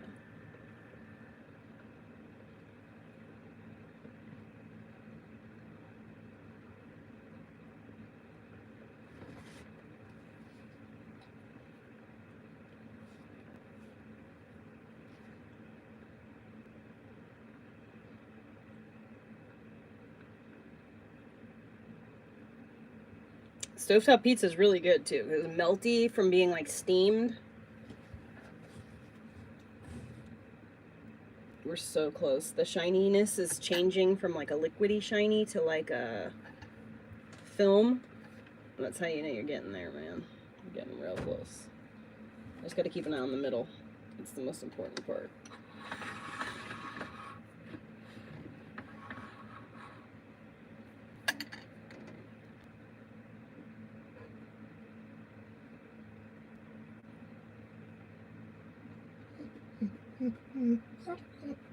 You literally cried to come back in the house. So here you are. Lay down. Enjoy it.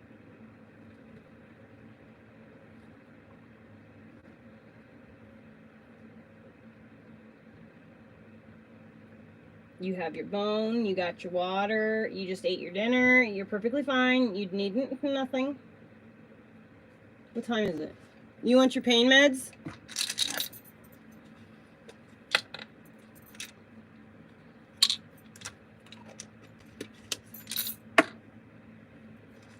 Get you a Benadryl.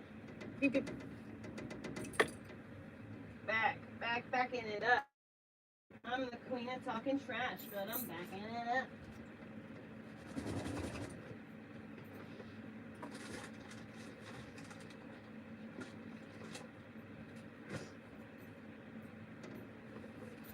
Oh, come on, man. Could make this a little easier on your man.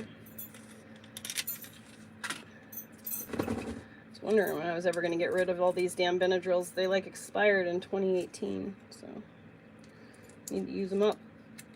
Perfect timing.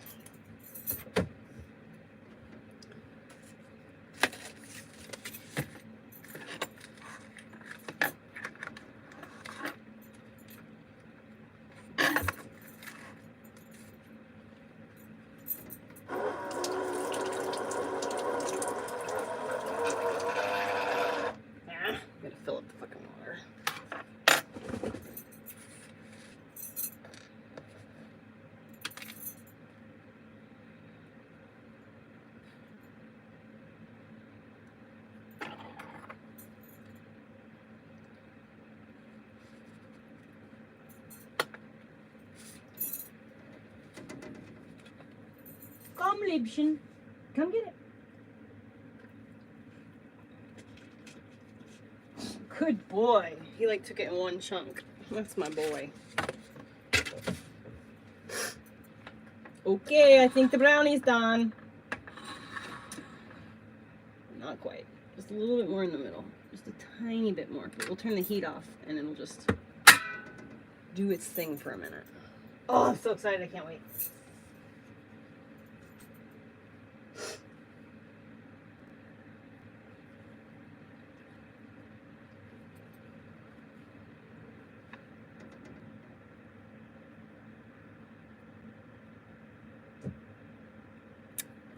I like Roseanne to a certain extent. I just wish celebrities would stop talking. That's all I wish. I just wish celebrities would stop sharing their personal opinions on social media so that we could just go on liking them without knowing what they really think. But then again, I'm glad that they're saying what they think, so then we can actually idolize people who deserve it, people who are authentic and honest and deserve their positions.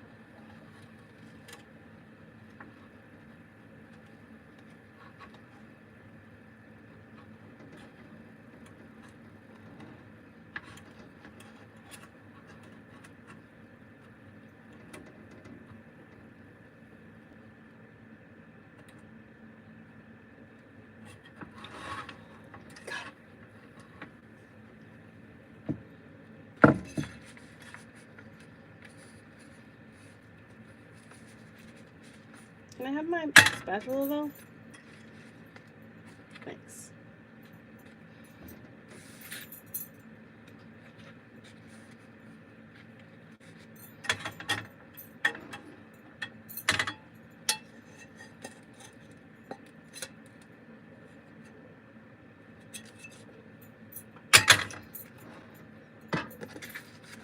Brownie. Cooked, delicious, layered.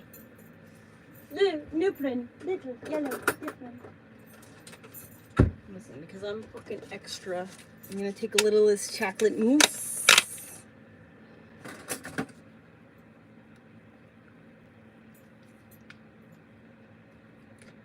Gonna slap it right where I'm gonna eat it from.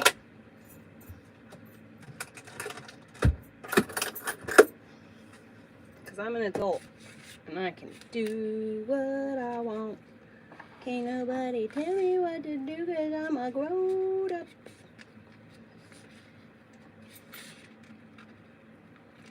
Put my dues in.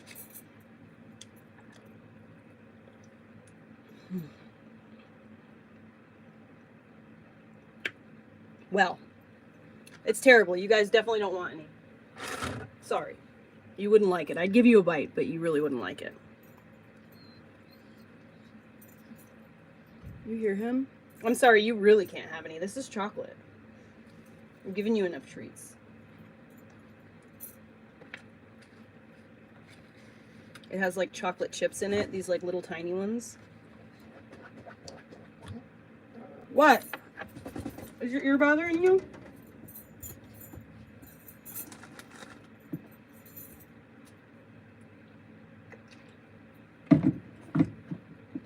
Which one's bothering you? This one? Or this one?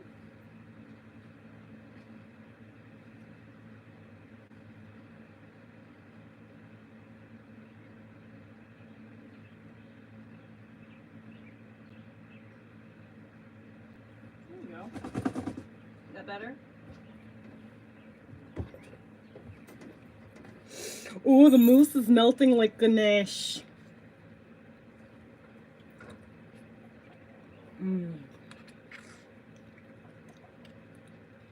Yummy.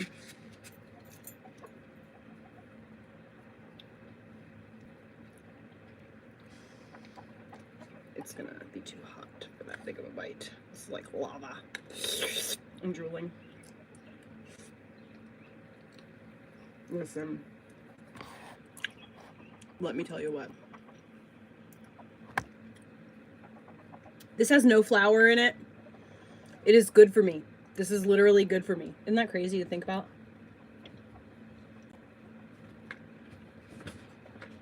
Makes me happy.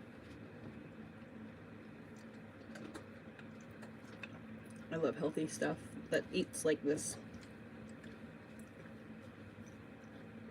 I have a recipe for avocado pudding that tastes so good. It's not like that, whatever that Kourtney Kardashian shit is. I saw her force that poor influencer to eat. That looked like, no. Avocado pudding with raw cacao inside of it so that it feeds your brain and you get minerals. I don't know why she doesn't put cacao in it. She's just trying to make that poor girl eat awful shit. You don't just tell me to show my armpits without paying me money. The ingredients are literally peanut butter powder in place of flour.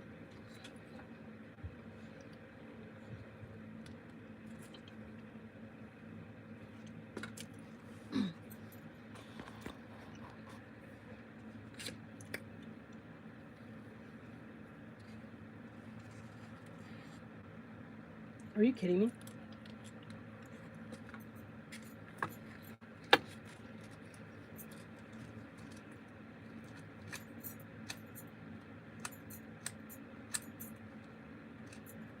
Get out of here, you fucking asshole. Fucker.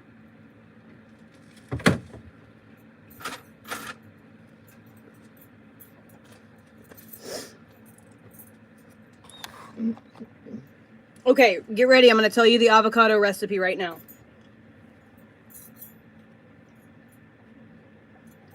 I'll give you a minute to get a pen and paper.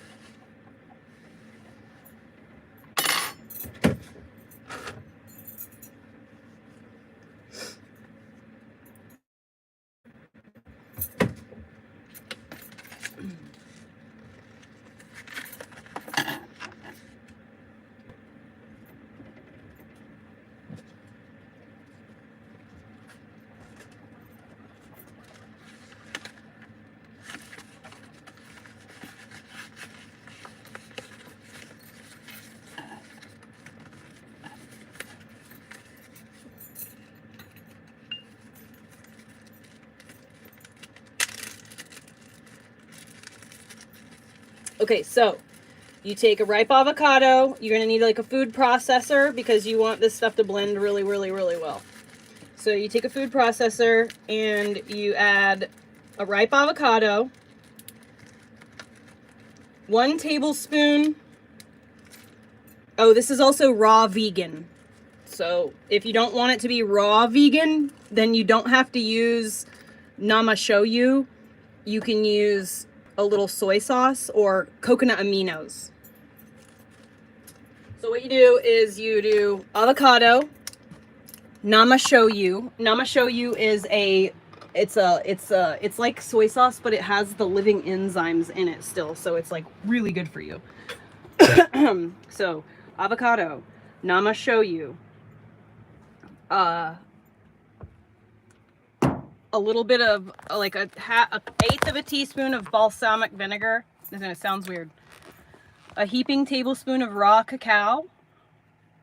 And then you can use the sweetener of your choice. You can use like honey or the best thing to use that's got minerals, nutrients, etc. would be to use a very high quality maple syrup as a sweetener. So that's what I personally recommend.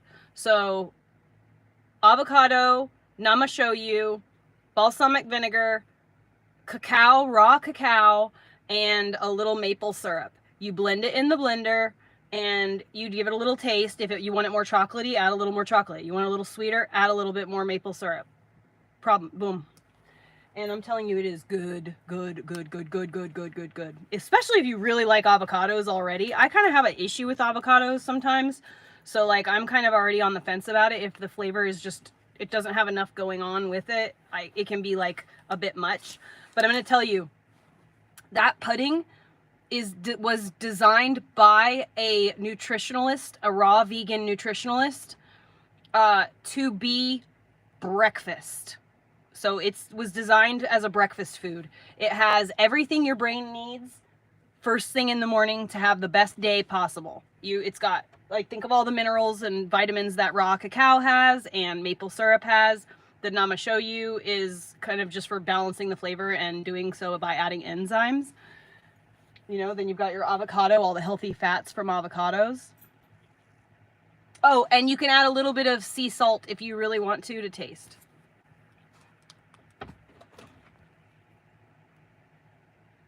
How is he hidden on this channel and yet?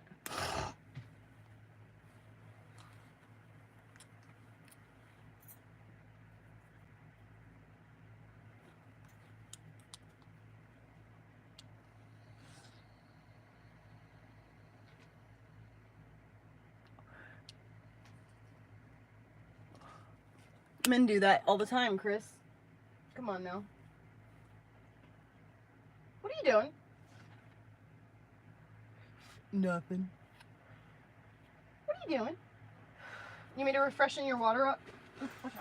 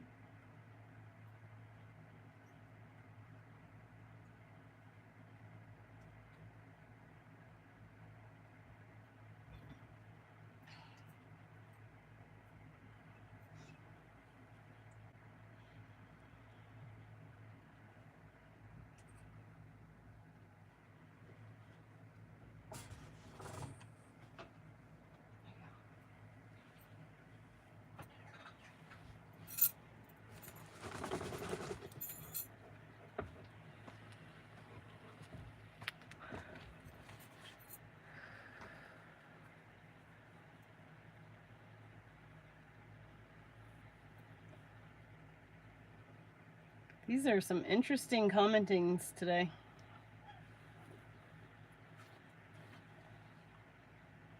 I love you, you love me, we're a happy family with a great big hug and a kiss from me to you. Won't you say you rough too? Look at that. Your fur is all combed out. Who did that? Who combed out your fur for you today? How'd that happen? How did your fur get so nice? It was me. You're right.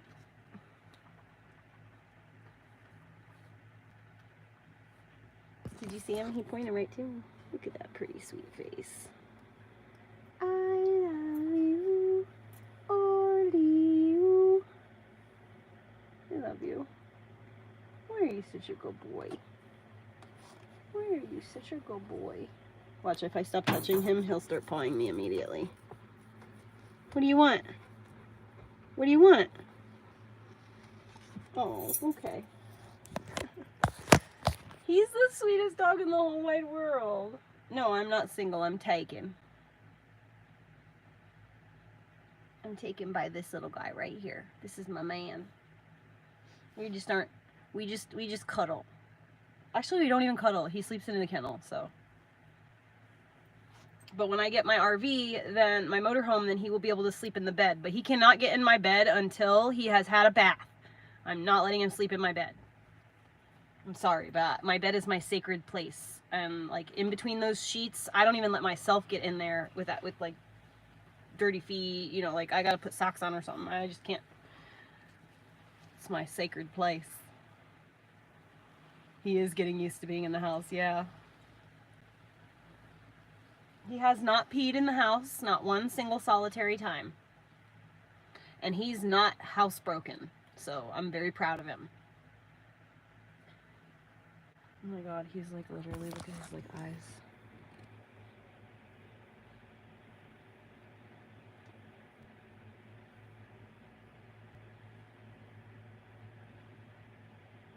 Does this feel good, buddy?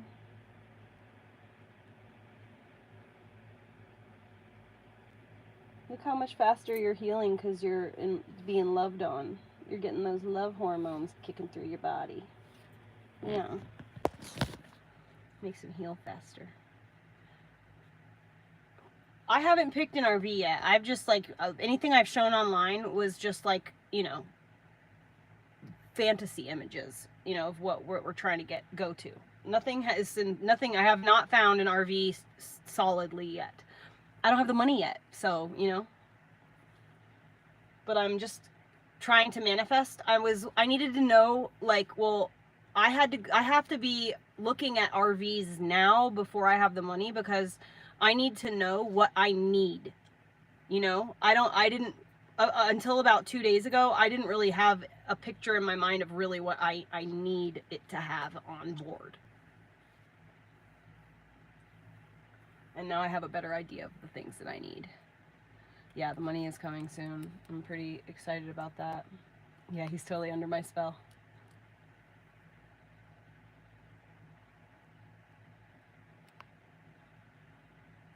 Yeah, no, I haven't decided yet. There was one that I had thought I had chosen, but like I told the guy, like, let me know if anyone else wants to buy it, you know, so that I can maybe come up with the money, or I'll see if I can't borrow it or something for a couple weeks. I'll just let me know if someone else is coming to look at it.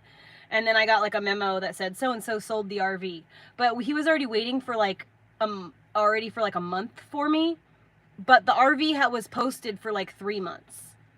So it does take those RVs a little time to sell, which, you know, is good.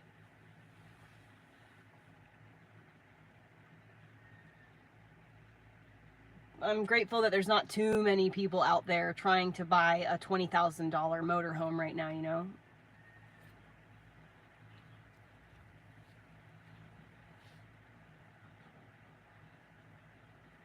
And so I think what I've decided I'm going to do is give my bus away to like a single mom who needs a place.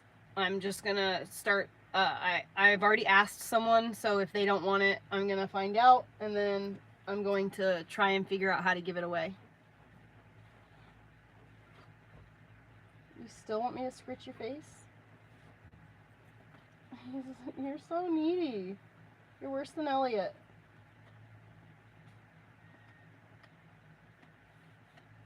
He wants me to brush his fur.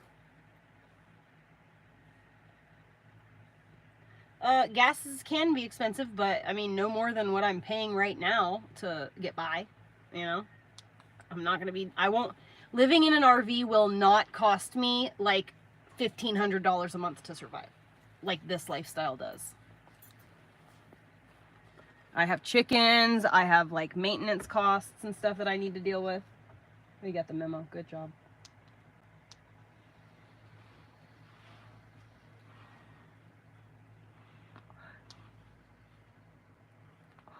I would not do an electric RV. You would try. Good luck driving through the Rockies.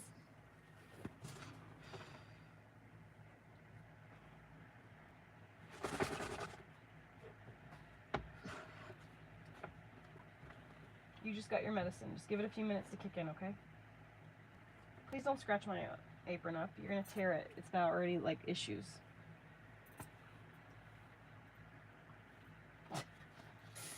You're silly. No, I'm moving. Oh yeah, guys, please don't forget to like my stream if you can. It helps me so much. Um, it helps me make sure that I can, you know, give my dog and my kid the best life possible. Every like is like giving me like a penny. So if you guys like my stuff, you're basically giving me a penny, and that helps a lot. Good, Laura! And that's ironic because your name is Laura My Tunes, so it's irony that you have a song stuck in your head, you know? It's so funny how comments always line up with the name of the person.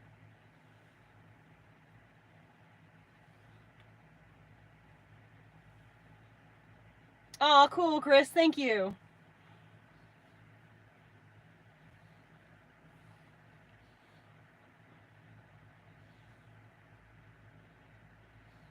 He likes having his head brushed, I found out today, because I took the cone off of him for a little while and like brushed his head and his neck out, because I haven't been able to do that since the cone's been on him. And I discovered that, boy, he's like, oh, when you do that to the back of his head and neck. He likes it. Doesn't he like it?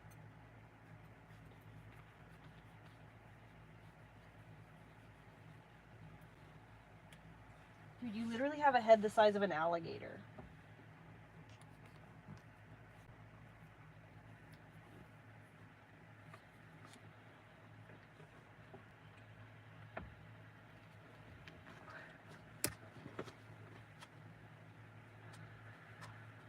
I neutered him because I want to travel, and I don't want a dog who smells a female and then makes my life a living hell for the next, you know, however long I have to camp there, or who runs away to try to go get laid. You know, he's also marked his territory all over my house. Before I neutered him, he peed in my house every time he walked in. And now, since he's been neutered, he hasn't peed in the house one single solitary time. So there's a huge difference already.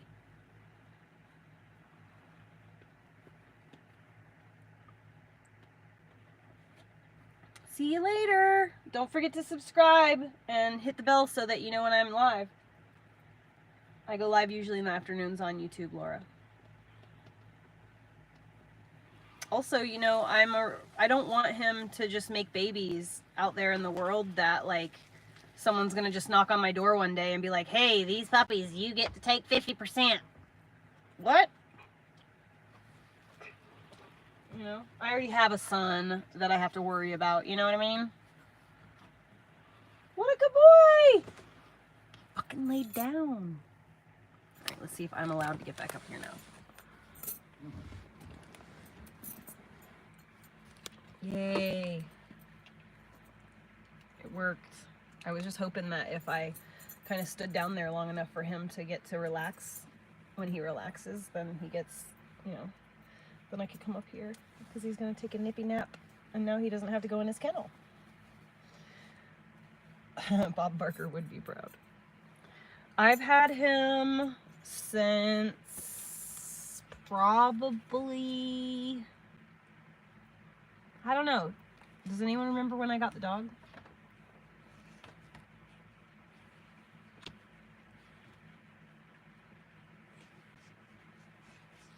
Hey, get out of there!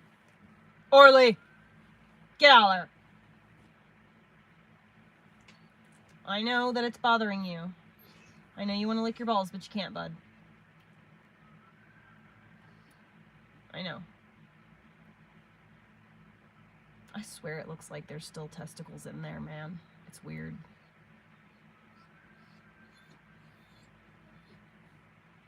He has an appointment at the vet in like 2.5 weeks to follow up, and did get his Bordetella shot, so.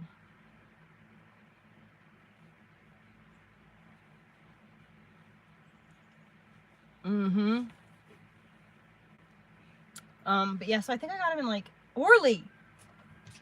Stop trying to lick your balls! If you need to clean your butt, let me clean your butt. Stay, stay. Nope, no, no, no. Stay. Or get up, whatever.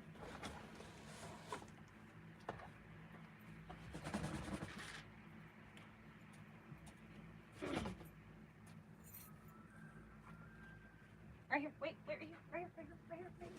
It's okay, come here. Come on, I see your butt.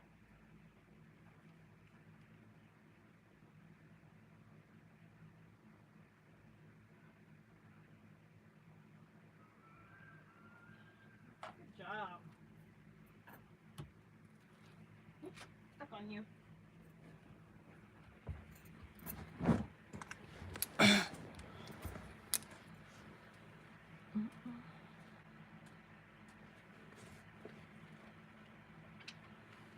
Oh my gosh, crazy. He mated right before he got his nuts cut off. And so Wynn's dog, I think, is pregnant, but she's got her scheduled to get neutered or get spayed next week. And so it's still early enough that they can do the spay-abortion.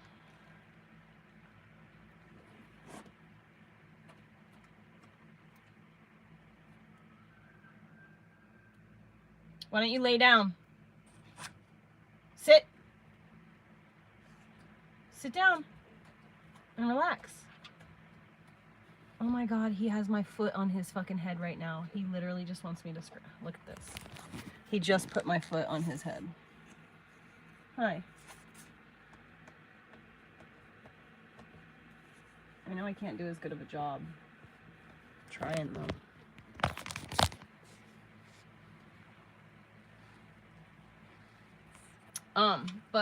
Anyways, I don't remember what I was saying. Yeah, he needed to get neutered. Unfortunately, it sucks. Like, I would never opt to neuter an adult dog normally. Dude, your ear is bothering you that bad, dude? What am I supposed to do?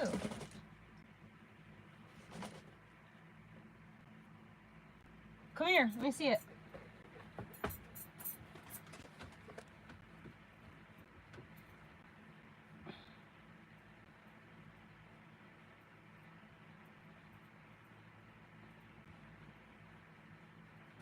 Is that better? Did I get the itch? I love you.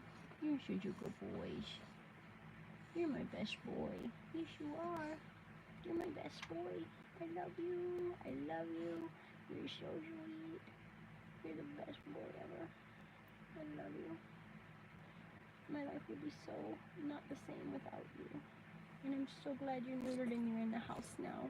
Yes, I am. I'm so happy you're in the house with me now. Yes. No more peeing in the house. And pretty soon we're going to go on adventures. You're going to go on the beach. You're going to be able to walk for literally just... Look at what I'm showing you right now. Do you see this? Just walking and walking and walking and walking and walking. And running. Having so much fun. You're going to actually be tired for the first time in your whole life.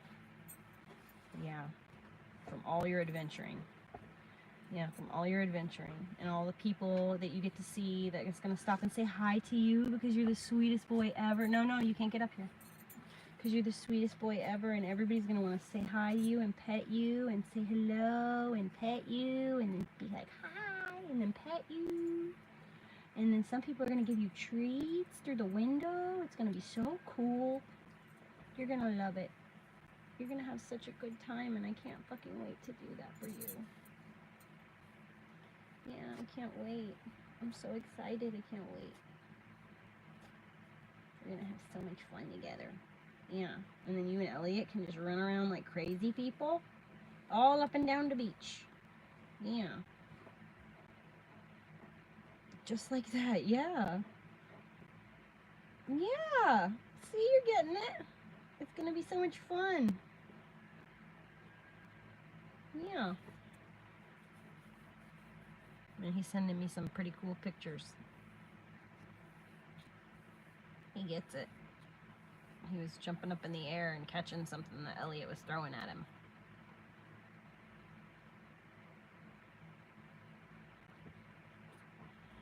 Yeah, we're gonna have so much fun. I can't wait.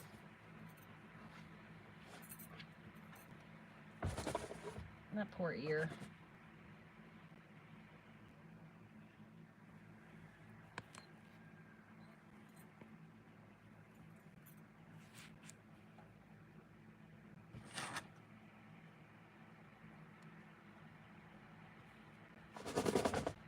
No meta.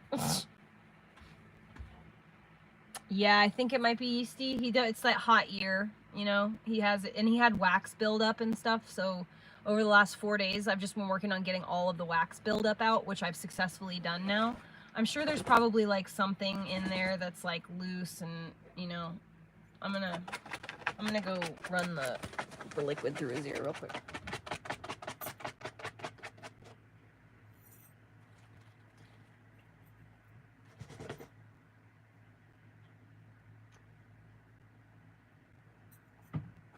Here, come here. Let me see it.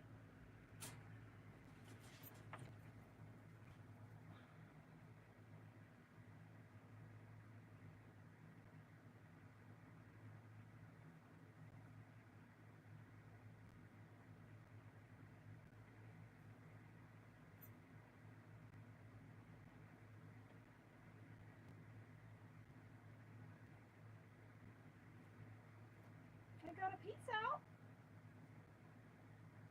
Is that better? No, it's still terrible. I'm sorry.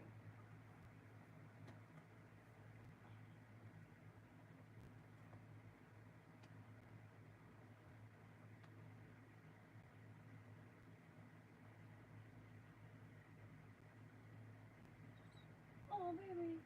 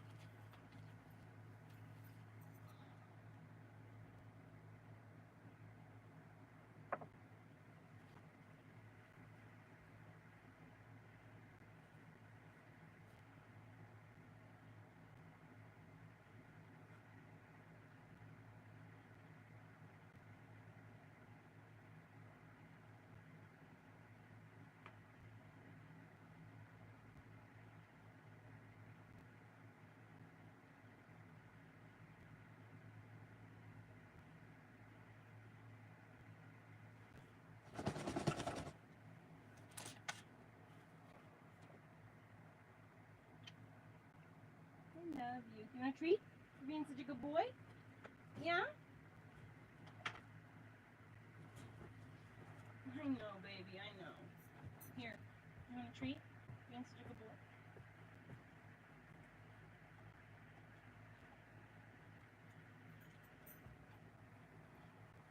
He hates it. I gave him a Benadryl like probably 30 minutes ago, so hopefully it will be kicking in soon.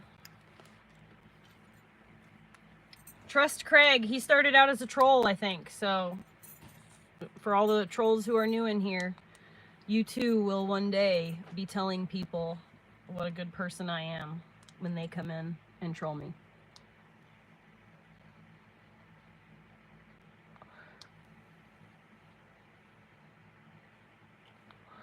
You want to know something that works really fucking good that you would never think works? And like, I mean, you would never think to put this in your dog's ears or even under your own fingernails. But if you have fungus or yeast of any kind, like fungus under your fingernails, or your dog has yeast in his ears, use Lysol.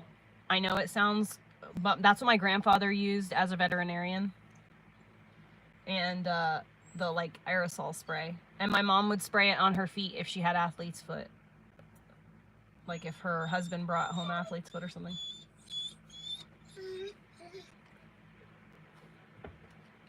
I know, buddy. I know it sucks. I know your ear is bothering you. I'm so sorry. I just gave you a pain meds. That'll kick in soon. Yeah. You just gotta wait for your foods to digest a little bit. Why don't you go ahead and drink some more water? Go get some water. No, you can't be jumping up here. You're gonna hurt yourself. He's already standing on the stool. Hey, Sean. Man, your presence was missed today. I cut my bangs. I don't know if you noticed, but my hair looks surprisingly thick and straight all of a sudden. I don't know how it happened. I just started doing it suddenly.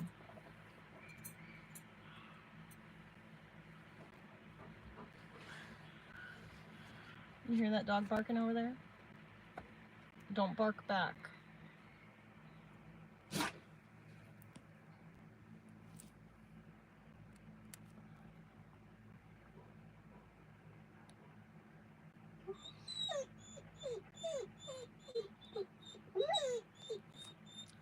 He's crying into the fan.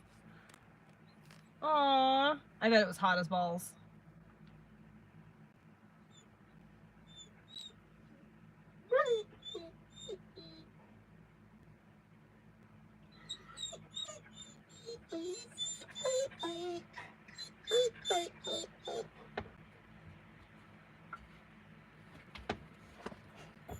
I know. I'm so sorry. I really wish I could fix it for you, baby. I love you. I wish my bed was shorter so you could climb up here, or I had some dog stairs for you. Ooh!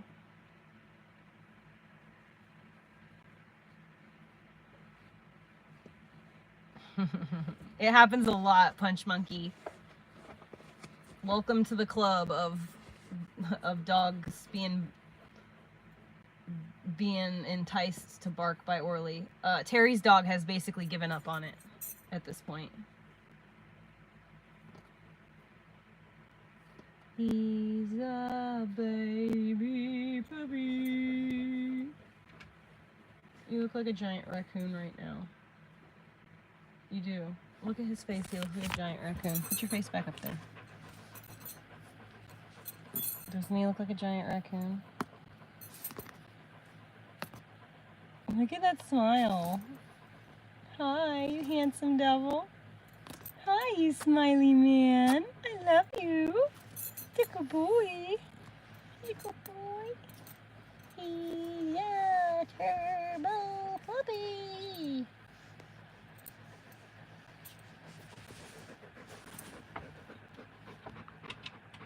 Oh, Jessica, I'm glad you're here. Look at that handsome face. Oh!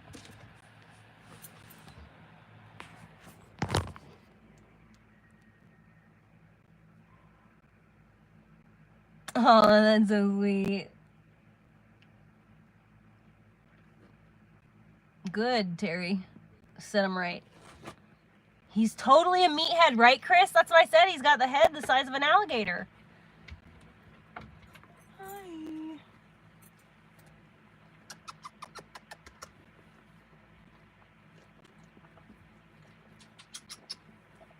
You're my best boy. Yes. What? Do you want to go outside? Do you want to go outside? You want to go potty outside? Yeah? Or no? Tell me. Tell me. Do you want to go? Okay. Okay, let's go outside. You ready? Let's go. Are you ready? Let's go. Go. Back up. Back up or I can't go. Okay, you don't want to go outside? You want to stay right here? Do you want to stay here or do you want to go outside? He looks like fucking Audrey too. Mystery Mom, here.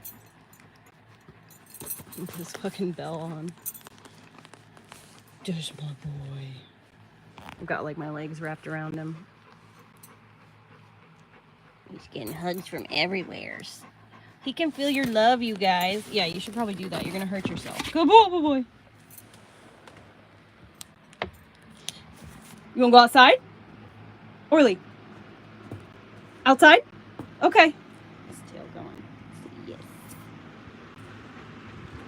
He's like, excuse me, I'm an indoor doggy now.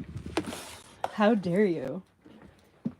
Listen, and I just want you guys to know, like, while I love my dog and stuff, I'm not one of those people who makes their dog one of, like, a part of their personality trait, okay?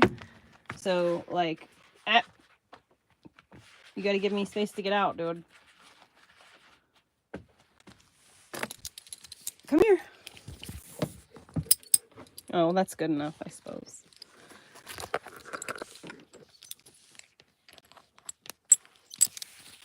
Can I get through? Are you gonna let me out? I gotta go. How am I supposed to get? There you go. Thank you. That was very nice.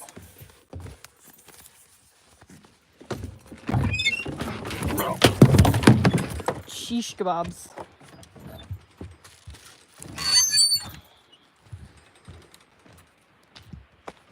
Guess you want to go in this way? We cannot go to the creek. I know you hear the water. You cannot go to the creek, baby. Sorry, you'd have stitches.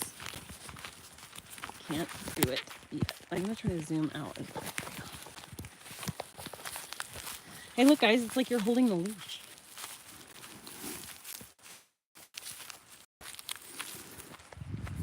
It's really pretty. Oh, there's those fucking turkeys in here.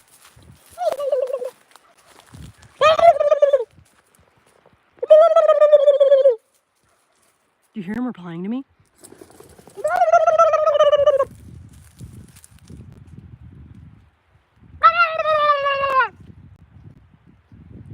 That was a fake one. I could tell that one's terrible. Come on.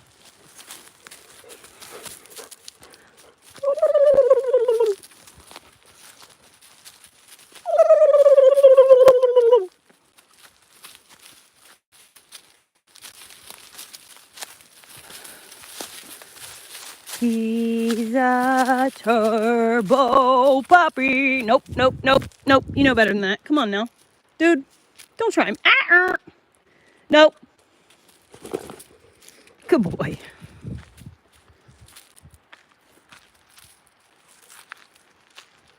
He's a turbo puppy. He's not like a guppy.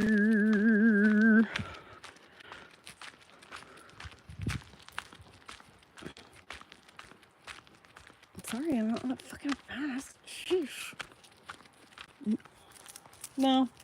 You can't go that way, man. You know, you found that hole. Now I can't take you over that way anymore. There he goes. Dude, okay, so Terry, you joke, but did you know that turkeys have like 5,000 different sounds they make? They can identify between a rattlesnake and like a coral snake, or not, you know, like any other. They can literally identify between, like, they can say snake and also snake, different kind snake.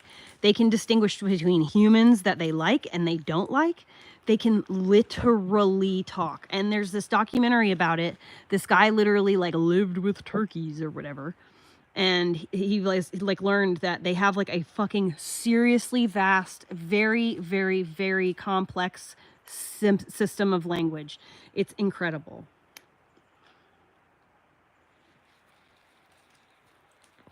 If you want me to make your cats freak out, I can make a fake kitten meow. I have a really intensely good kitten meow. Like I 100% sounds like a kitten. I fucked with my own cat when she had kittens to get her to come home. Hold on, let me see. My throat is all scratchy. I can do it.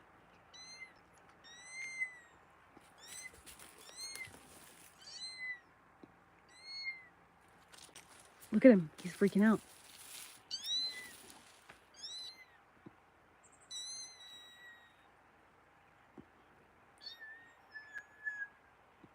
Look at him. He's like, where's it coming from?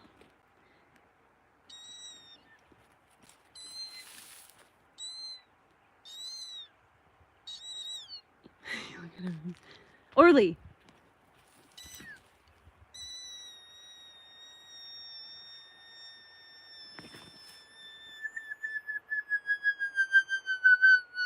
It's me, dude. Yeah, hello.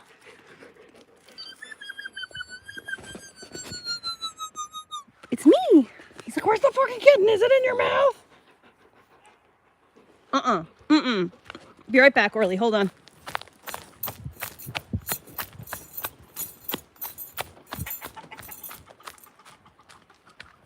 Okay, they're not over there. Thought I heard them turkeys in my yard. I was about to flee. I was about to go chasing turkeys.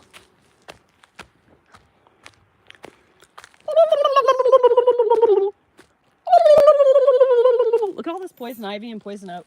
It's literally everywhere. That's poisonous. Those little tiny sprigs are all poisonous. All this little spriggy stuff right here, that's all poisonous shit. Every single bit of it. But like, I'm not allergic to it. It doesn't bother me.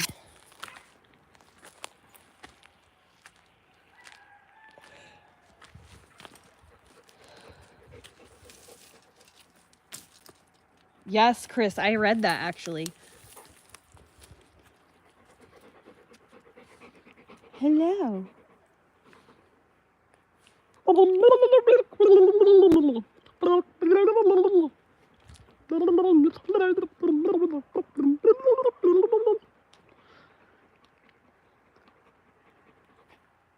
is it? Isn't he the cutest dude? And look at, he's got like, he looks like an actual bear. Stay. Oh, well, I guess that shows you. Doesn't he look like a bear from like right there? Like, it just looks like a bear is roaming around. I've had a bunch of people when I was like, he was out in the bush or whatever, and I was like walking up to him, and you couldn't really see him. People are like, is that a bear? Is that a bear? Doesn't he look like a bear for a second there? He just got a long tail. That's the only difference. If he had a stub tail, I'd be like, oof, is that a bear? He has like a lion's mane around his shoulders though. Like this hair is like super long. And he gets like a patch of hair right here. The reason it's standing up right now is because his undercoat needs to be brushed out of that spot. It's just got a lot of undercoat right there right now. Like all this baby fur or whatever you want to call it. So I need to comb that out. But I haven't been able to do his tail because his balls are all sore. I'm so sorry your ears are bothering you so bad.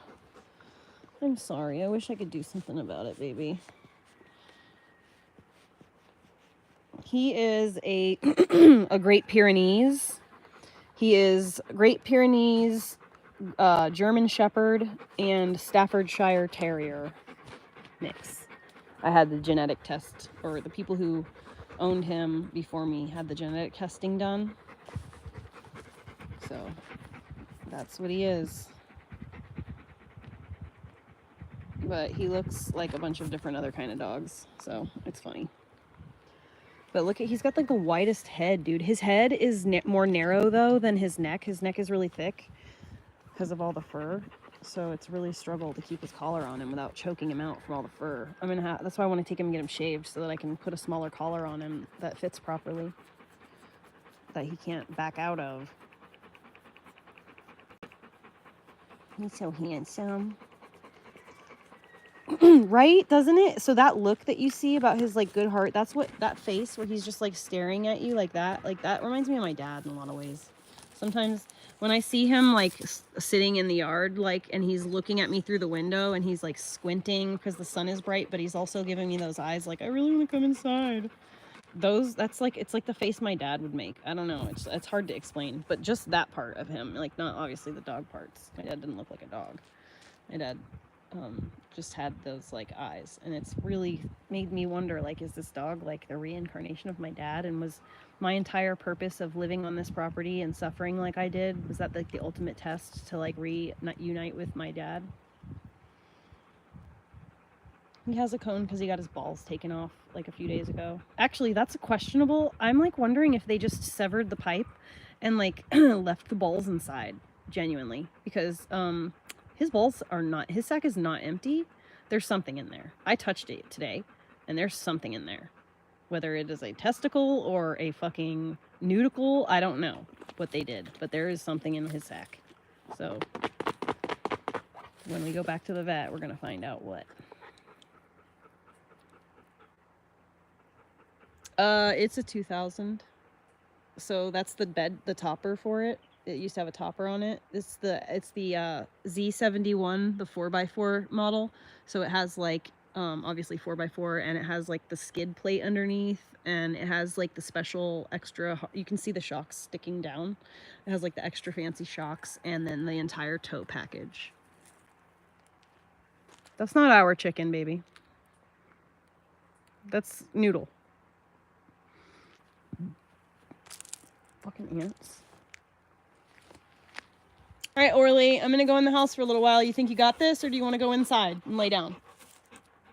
What do you want to do? Do you want to go in the house, or do you want to stay here?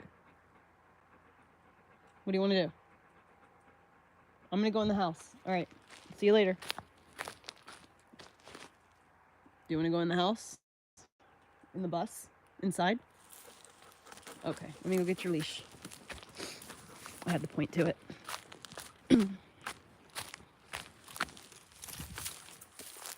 want to go with me? Yeah? Come here.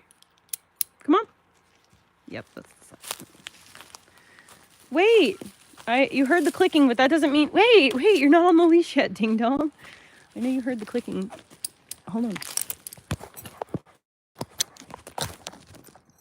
I'm training him that clicking means, you know, like, ow, my puppy's just effed up. This leash and everything. Okay, come on.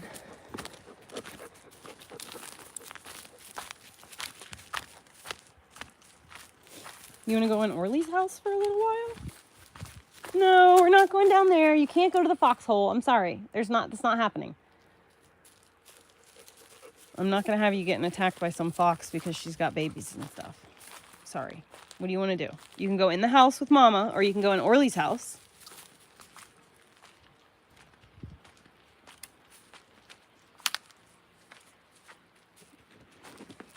Where are you going? You smell all your fur on the ground? Yeah, that's you. You smell it? That's you! What in the world? You're smelling it. It's all over. Look, there's some right here too. That's you. What in the world? How'd that happen? Get out of there.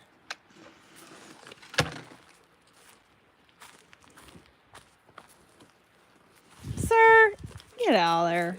Come on, let's go inside. All these plants are growing without me, like, watering them at all. I wonder what that is. That's like sage or... Oh, fuck.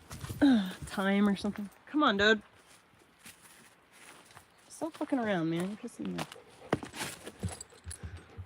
You should go get some water.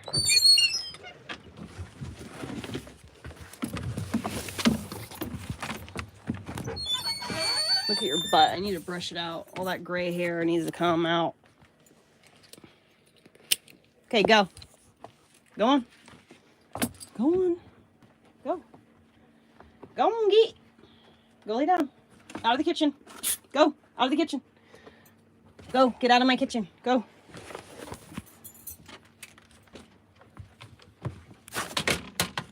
You do not have to go back into the kennel right now or anything. You just have to stay out of the fucking kitchen. Oh, you need a treat, don't you? Because you're such a good boy. He never steals the treats, even though they're like right there at his face level. I know, that's why I threw it out the window, actually, is because I was hoping that some birds would steal it. That's totally why I was doing that. I'm glad somebody picked up on my secretive and like sneaky nature. Like, I didn't like announce that. It's funny. I ended up throwing some of it in the trash like yesterday or today because I just didn't want a huge ass pile outside, but because there was like enough. But if you have noticed, it's not all right underneath the window anymore, and it's in multiple parts. It's like not in just 2 big chunks now. It's in like multiple, like, so they are taking it. It makes me so happy. That makes me happy, Mamie.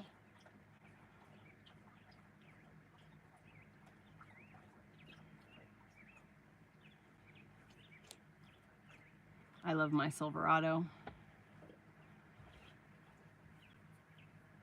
Well, you know, Terry, that's how you make the animals that live in your area, like, understand that you're a part of the system, right? Like, you become a part of the system when you urinate in your yard, and then the excretions from your body, literally, it was just 444. The excretions from your body go into the earth, and the earth will literally start to grow herbs, medicinal herbs that you need. And you know, you want to be a part of the system, and it's like it's important to do that, to be one with nature.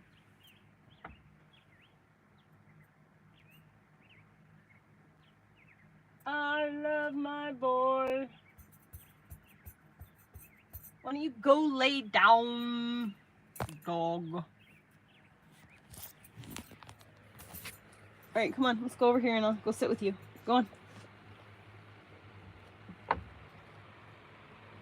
I know what he wants. He wants that pad out here, but I don't want to pull the pad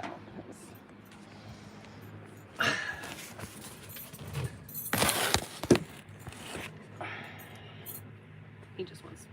his level, honestly. There we go.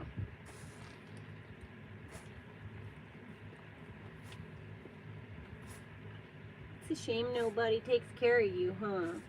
You're so abused, just like Elliot. So miserable and abused. Yeah. Life is so hard. Doing nothing all day, huh? I bet you can't wait to get in the RV and go for rides. It won't be like a normal ride in the car. It'll just be like coming inside the bus, so you don't have to worry about getting in a normal car. Yeah, no rides in a regular car for you. You just walk through the front door of our house and then we'll roll on out. Yeah. Yeah. That's how it's gonna be. Yeah. Totally. Oh, I'm sorry. You want me to scratch your head? Okay, I'm sorry. Should have known better. I love you so much, buddy. I'm so happy that you're in the house.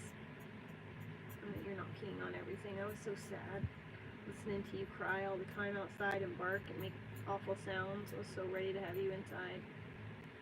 Yes, I was. Mommy was going through quite a lot of turmoil. It was really miserable for me too. Yeah, it was. Because there's just nothing I could do. Yeah.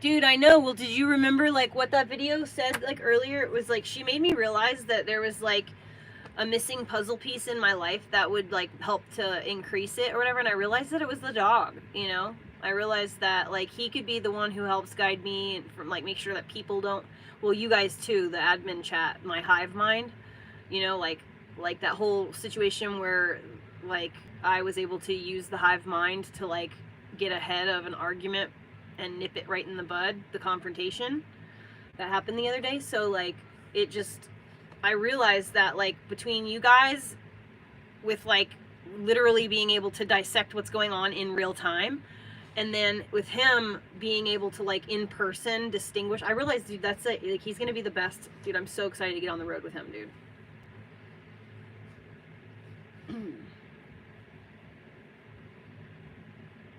Hello. Hello. My bus was expensive, and what I'm gonna trade up into is also expensive. I think I'm gonna try and give my bus away if I can. I'm gonna really try to. I want to help someone who's like otherwise homeless and doesn't have the money, but I think that if they had a safe place to live, they could park it. It has to be someone who I know is already trying really hard to succeed and is just kind of needs a leg up to really get ahead. That's who I'm looking for.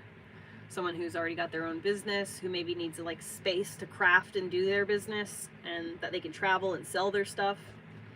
That's what I'm looking for.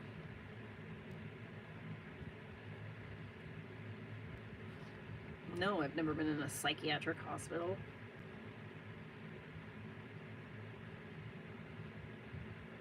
Only someone who spends time in psychiatric hospitals would even ask that question. It's just very niche. You are so puppyful to me. Can't you see? You're everything I hope for and everything I need. I love you, Ollie. Teacher Poopy. You are so beautiful to me.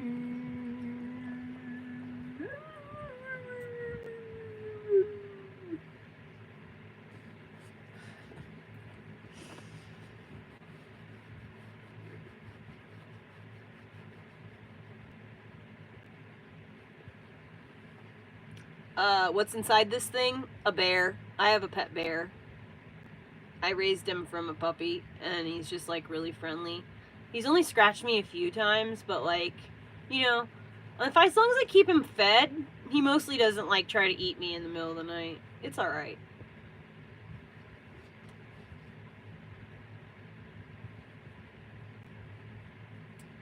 Literally, he's so fucking miserable right now, Carly.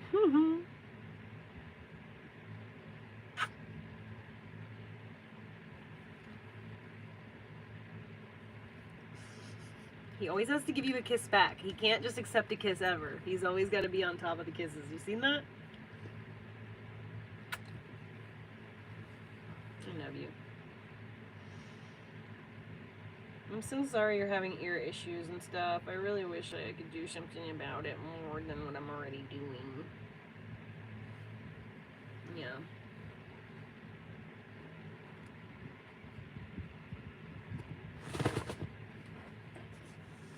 What did you smell?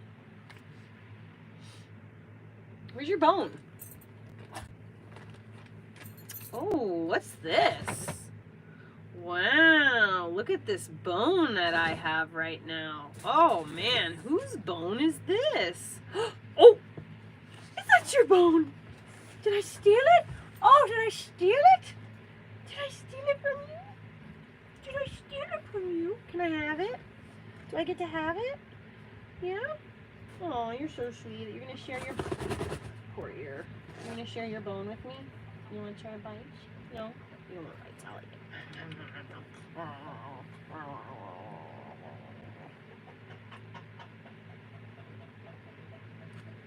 Mom, stop. You're a cute kid. Nah, he's only knocked a couple of things over, but I have like anything breakable like out of his reach, so he's alright.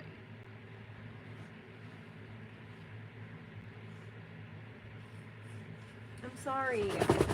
I wish that I knew what to do, but I don't know what to do. Let me look inside of it. Maybe there's something that I could find, but...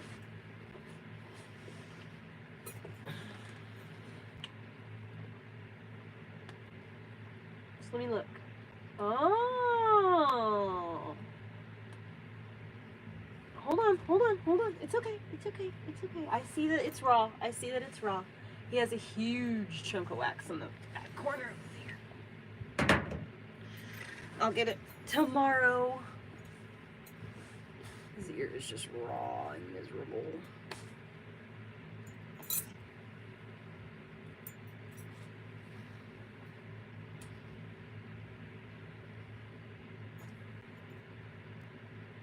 Yeah, he got neutered, so, you know. This is a better cone. I bought this cone for like $30 fucking dollars. The other cone that they sent him home with was just like a hard piece of plastic that was like choking him out on everything, and I just couldn't stand it. I had to get him something else. Thankfully, the YouTube memberships, there was some money there because there were members that joined the Orly tier, and I was able to use that money to get all the things that he needed. Wait, yo, bro, what the paw? You got like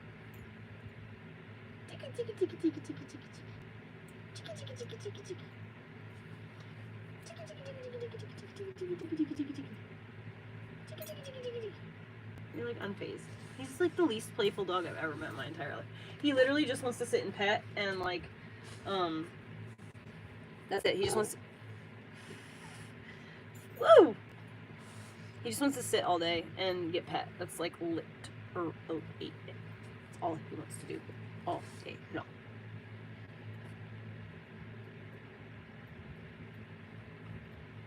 He just wants to sit and hang out with his mom and get pet and touched and stared at all day.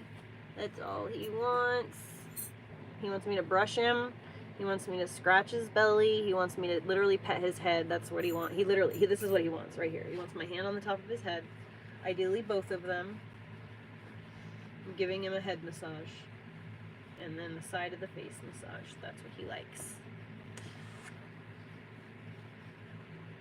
I'm so sorry that your ears are bothering you so bad. I'm so sorry. My poor boy. I know it hurts so bad. I know.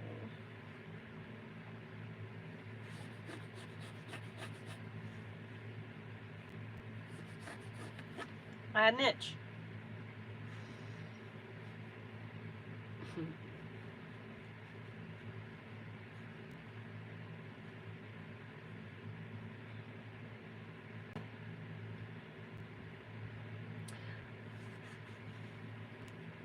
I'm sorry, I had to press a button. Sheesh. He doesn't want me to stop for literally any reason whatsoever. His poor ears are bothering him so bad. Oh, it's really bothering you, huh? I'm gonna call the vet. I'm gonna see if I have to take him back in and have him look at his ear, because this is bothering. Ooh! This is bothering me. Oh, my poor boy.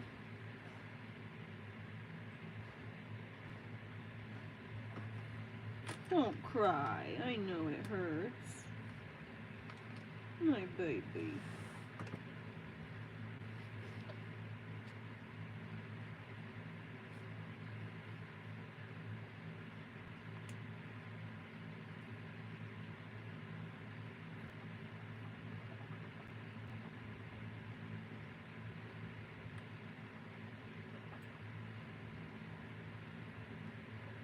He's literally fallen asleep already and is twitching.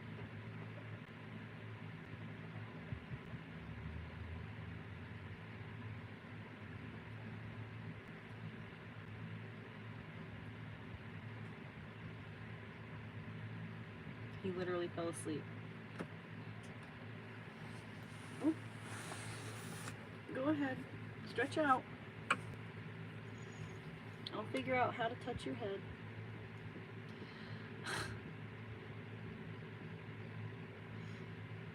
That can't be comfortable. He's got his like face on the edge of the chair. That can't be comfortable, Orly. Why don't you stretch your face out? There you go. 6 more days. Tomorrow it'll be halfway.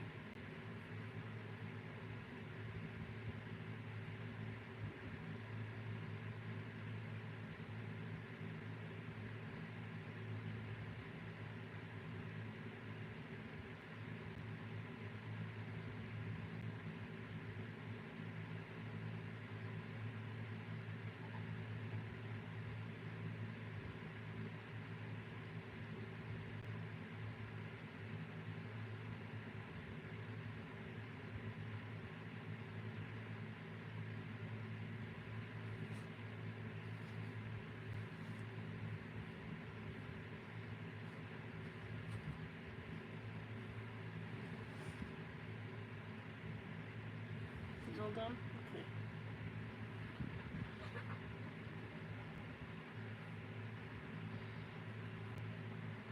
Since he got neutered, his like wiener looks different.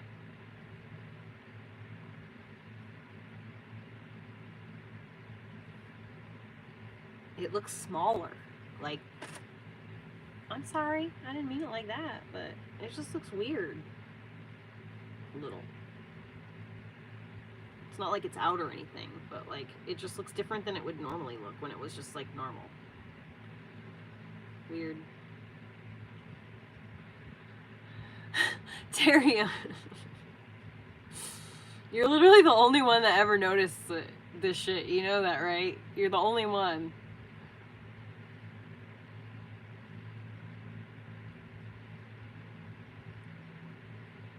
Aw. Aw, Craig, that's sweet.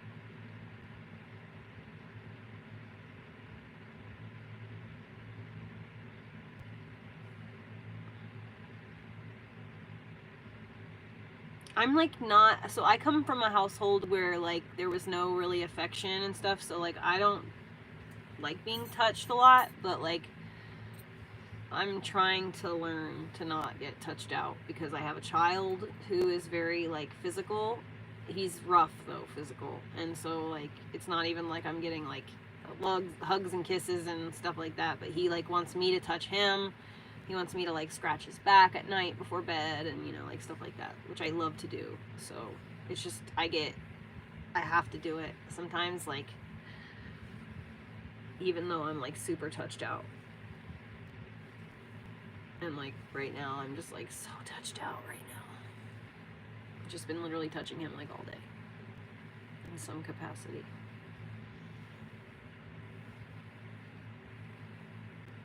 And don't get me wrong, I love my dog, but I just kind of want to like lay down right now and just I've been actually wanting to turn this live off since 3 o'clock and take a nap.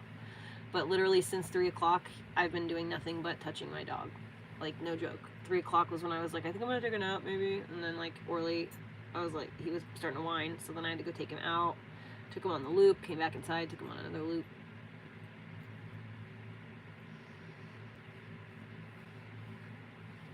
So, that's pretty much where we are.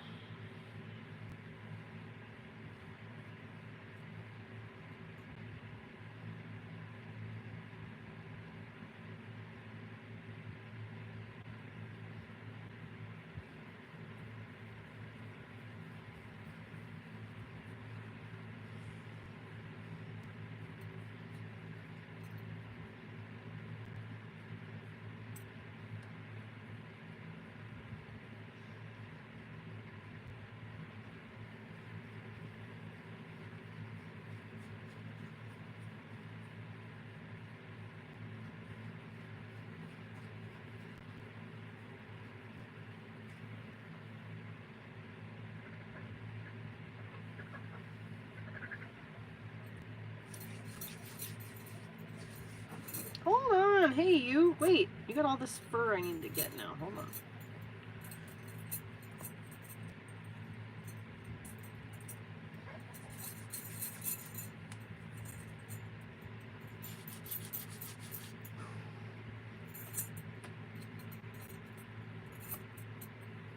No, that's totally not like my crotch, thanks.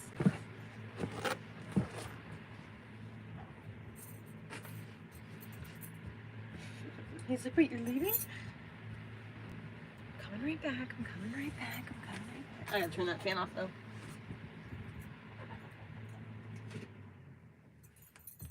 It's cold!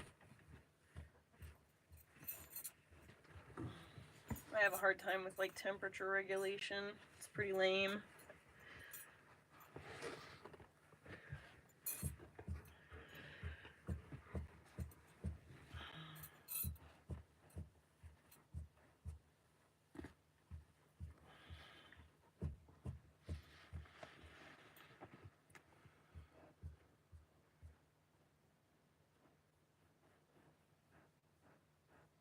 You're literally sleeping right now, aren't you? Why don't we go get you in your thingy and lay you down?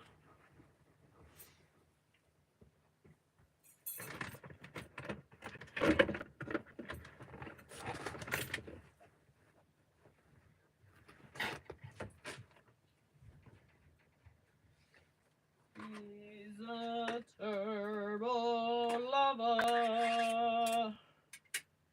You will run for cover.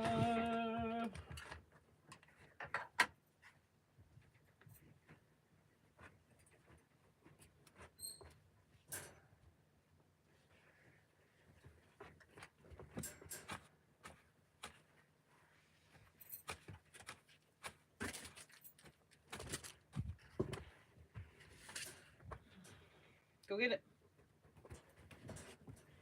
There you go. Go ahead.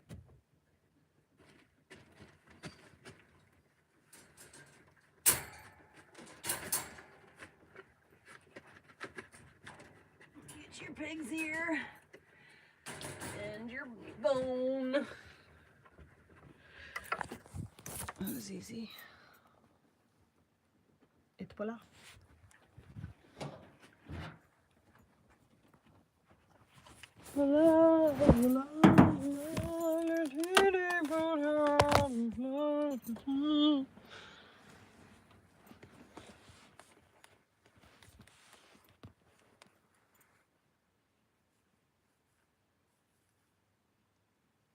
Yeah, I know. That's what I was thinking, Terry.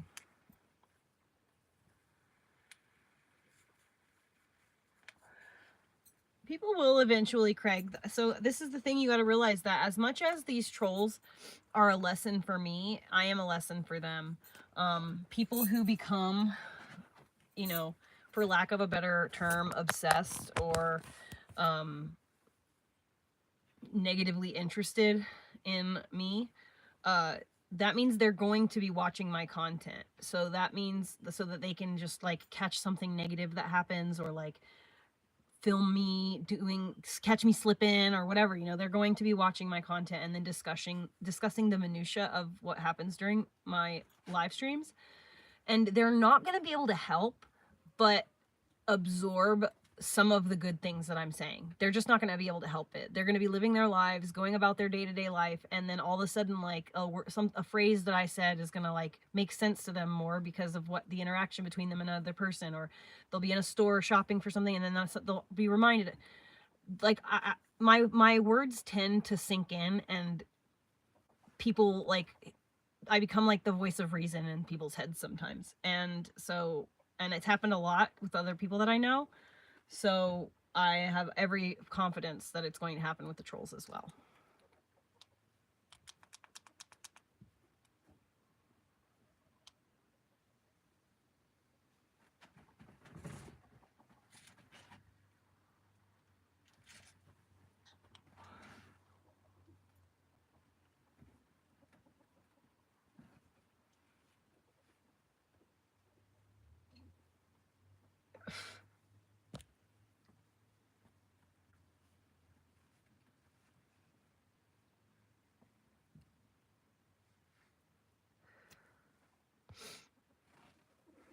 I need to find someone who takes content,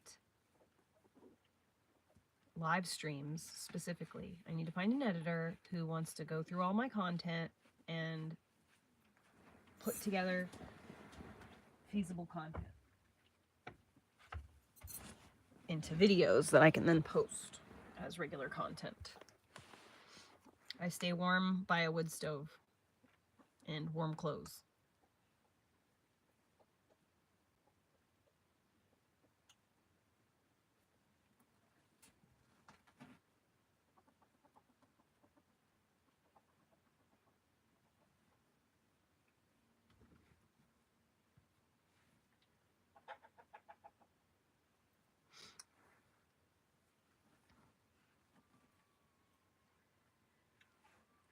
Yeah, I did miss that.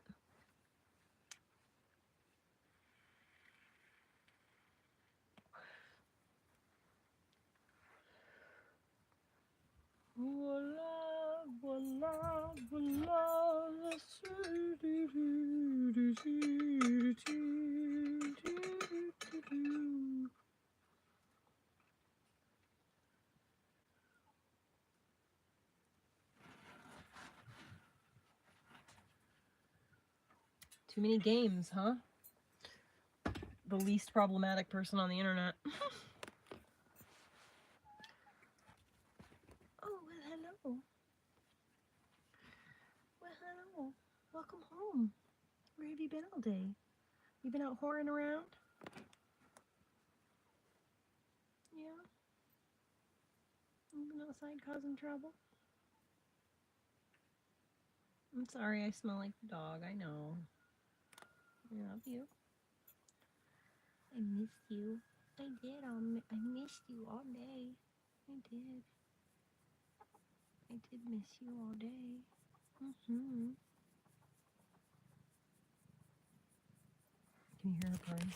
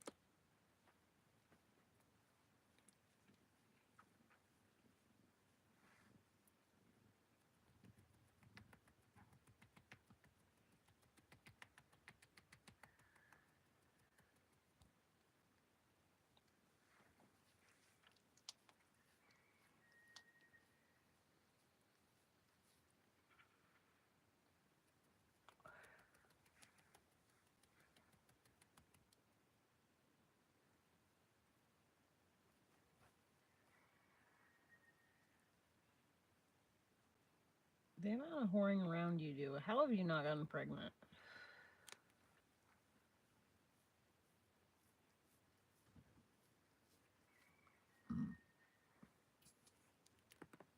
I kicked him out.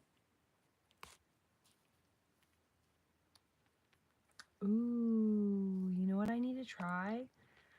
I got this app.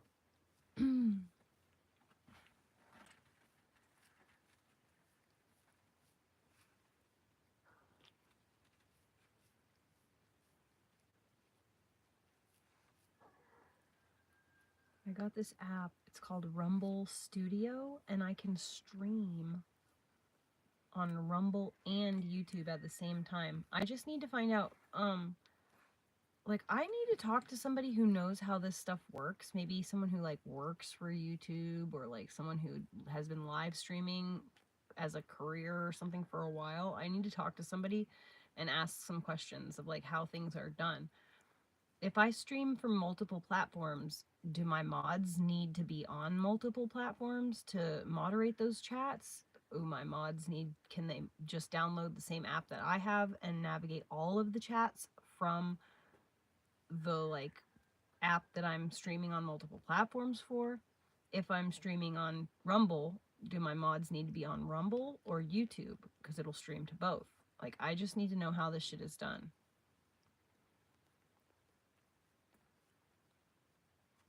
Dude, Terry, I need a fucking laptop so bad. Dude, I need to get my hands on a laptop somehow, some way. If I had my hands on a laptop, I could control my content in ways that I didn't even realize I could control it. I had no idea.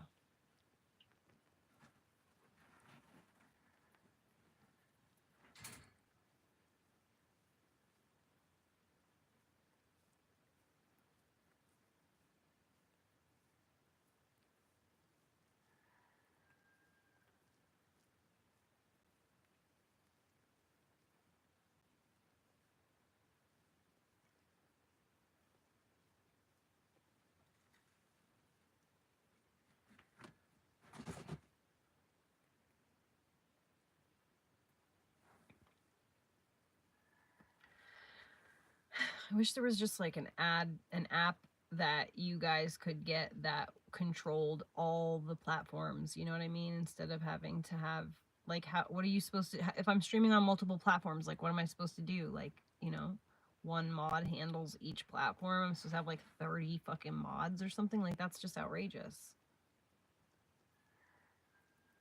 You know?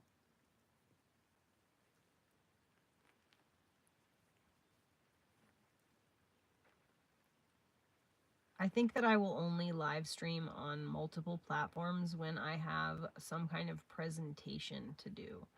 And I will really only be able to focus on trying those types of things once I get a computer.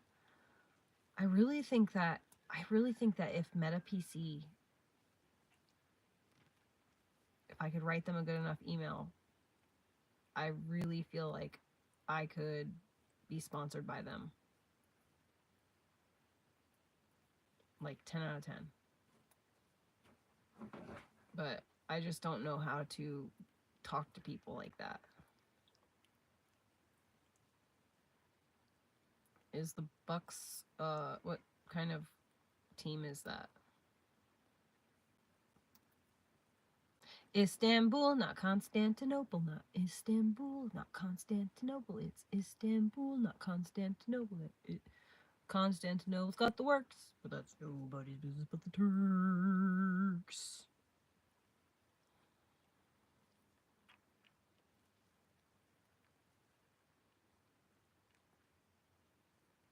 Even old New York was once New Amsterdam. Why'd they change? I don't know.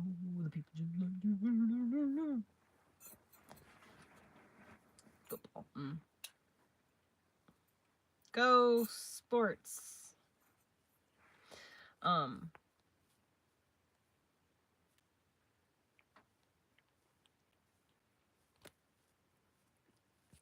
Yeah, words and stuff.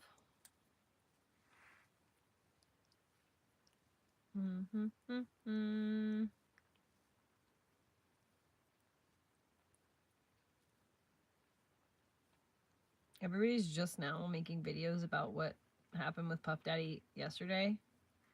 And, like, that's one of the things that I don't like about YouTube stuff, is that these people make videos about stuff like up to a week after it's like already happened, and like I feel like by that time it's like old news. Like, why are you making a video about it now? You might as well not bother.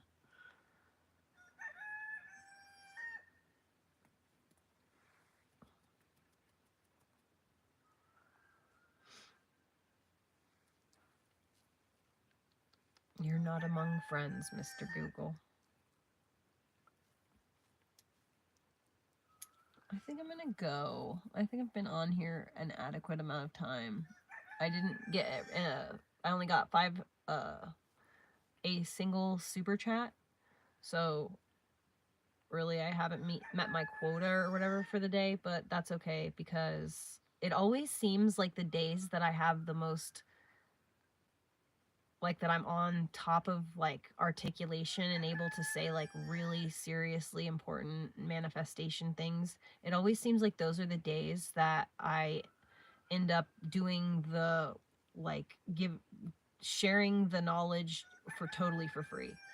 And it seems like the days that I'm doing just randomly innocuous things are the days that people send a significant amount of super chats. It's so funny how it works out, and I'm not complaining at all because, like, I want to give the knowledge away no matter what. I'm happy to do that. The only reason I even do it on YouTube instead of like Bigo is because I can post it late, like it can be posted in perpetuity. So I like that.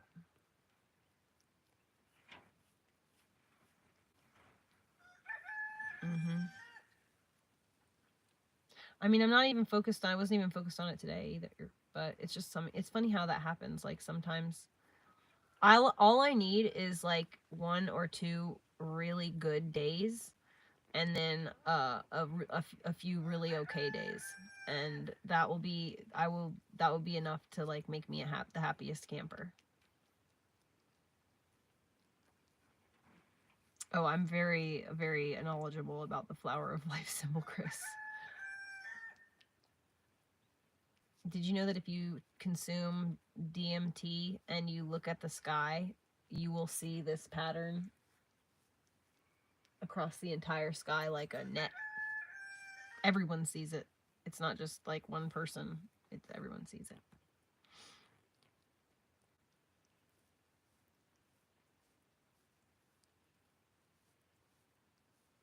No, I didn't draw it. It's a whatever the word is called.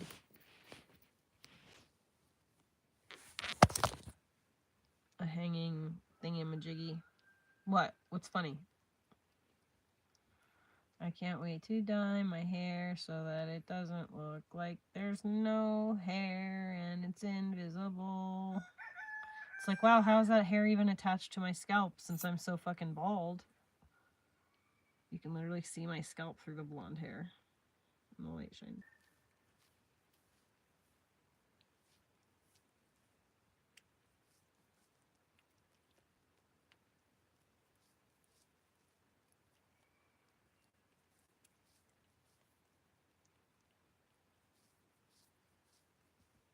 I will always be safe, thank you.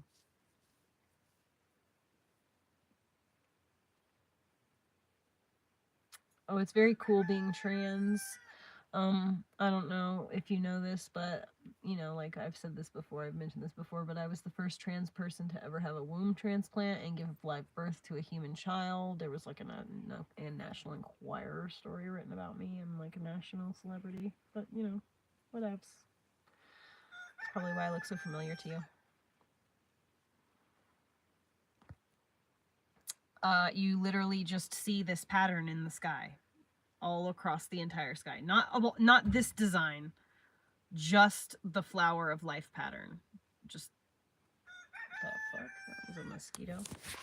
Just this, like, it looks like it's like kind of like the lines where this is red in the sky, it would be like pinkish, purplish iridescence.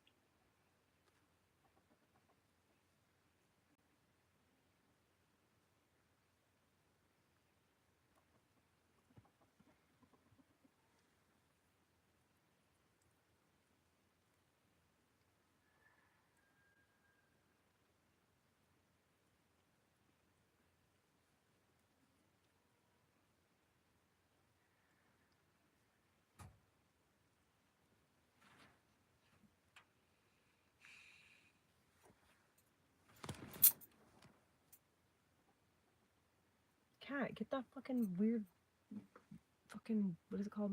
Moth thing. Or come over here and sit in my lap. I was more thinking like you could kill that bug thing that was flying around here.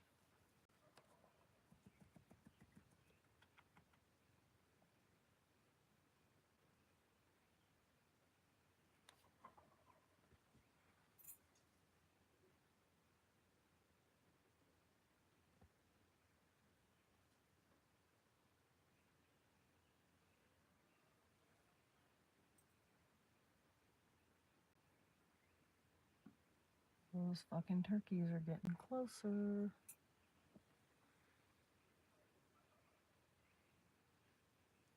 They're in the field right across the creek right now. I can hear them like right there. Usually they're there when they're trying to get my chicken food.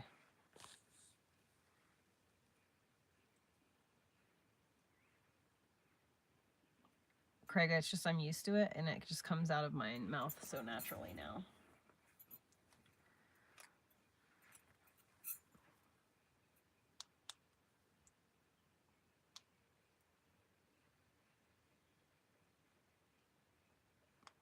I get bored as shit being stuck in the same place all the time. Being in a bus is not the problem. Being parked on land in the middle of the nowhere is the problem.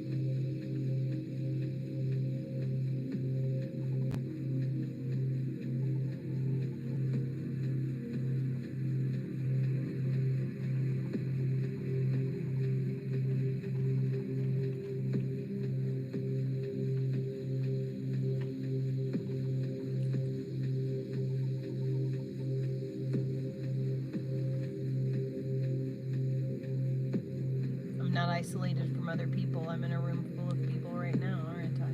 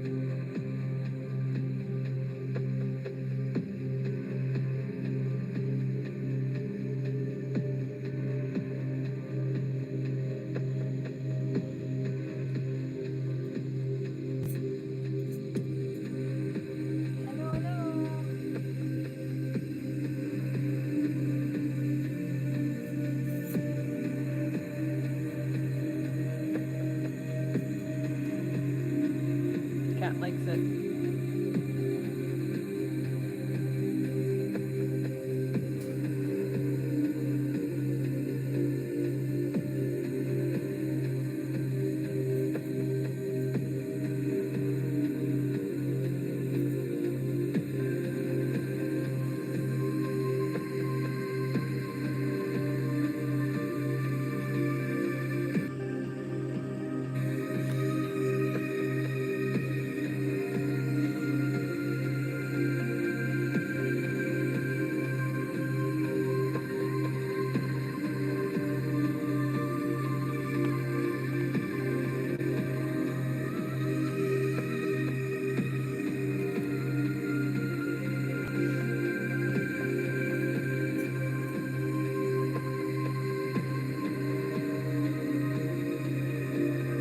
Making my brain tingle.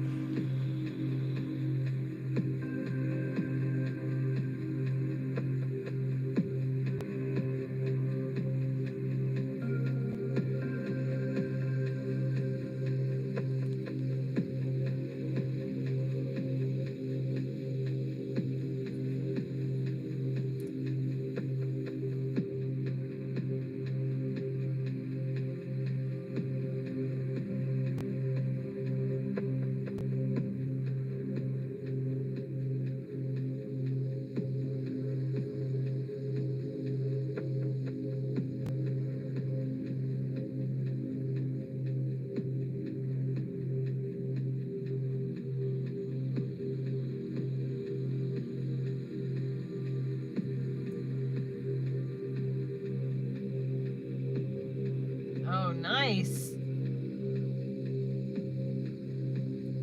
Make sure to make deodorant and stuff out of it and body spray.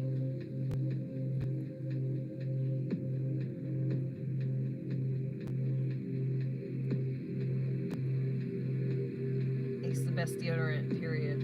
It's the absolute best deodorant I've ever used in my entire life.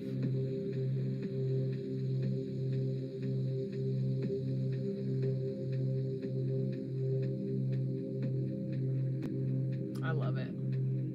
Yeah, take a good bath with it in there. Oy.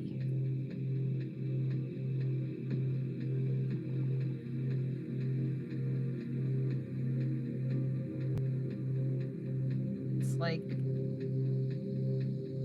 about to be over though, Mr. Trickster.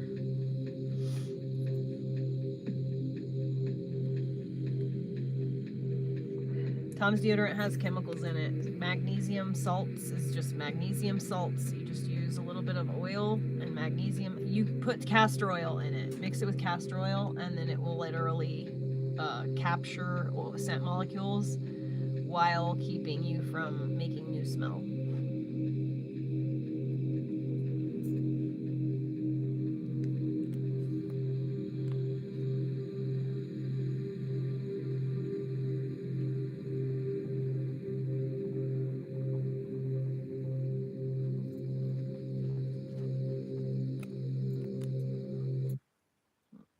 Save that to my... Ooh, my head's like still ringing with it.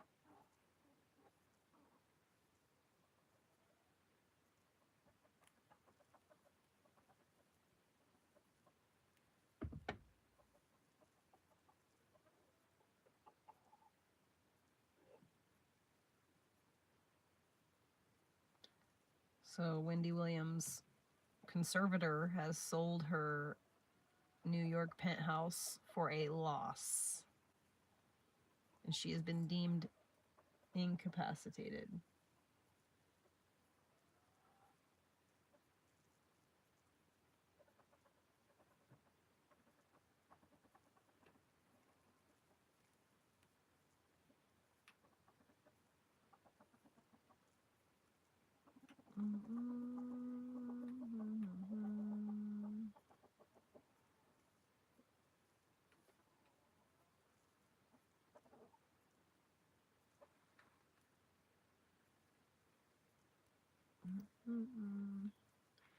Downloading some stuff to listen to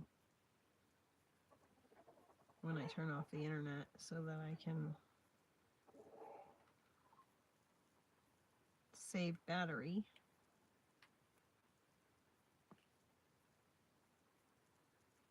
Damn it, I've finally gotten that song the fuck out of my head. Then I had to pass the fucking screenshot of it, or the thumbnail. What was going on with Puff and his mom? When the just going on? We can edit this out because their stuff might come out first, and then we kill. What was going on with Puff and his mom? No, he was devastated. He was devastated, and he was about to kill himself. He could, he got fired. He had these charges coming up there, and his mother was trying to, I guess, console him. I do not watch the Wendy Williams show. This is according to a conversation I had with Kirk Burrows. You know what I'm saying? Never and have. He put his hands on his mother.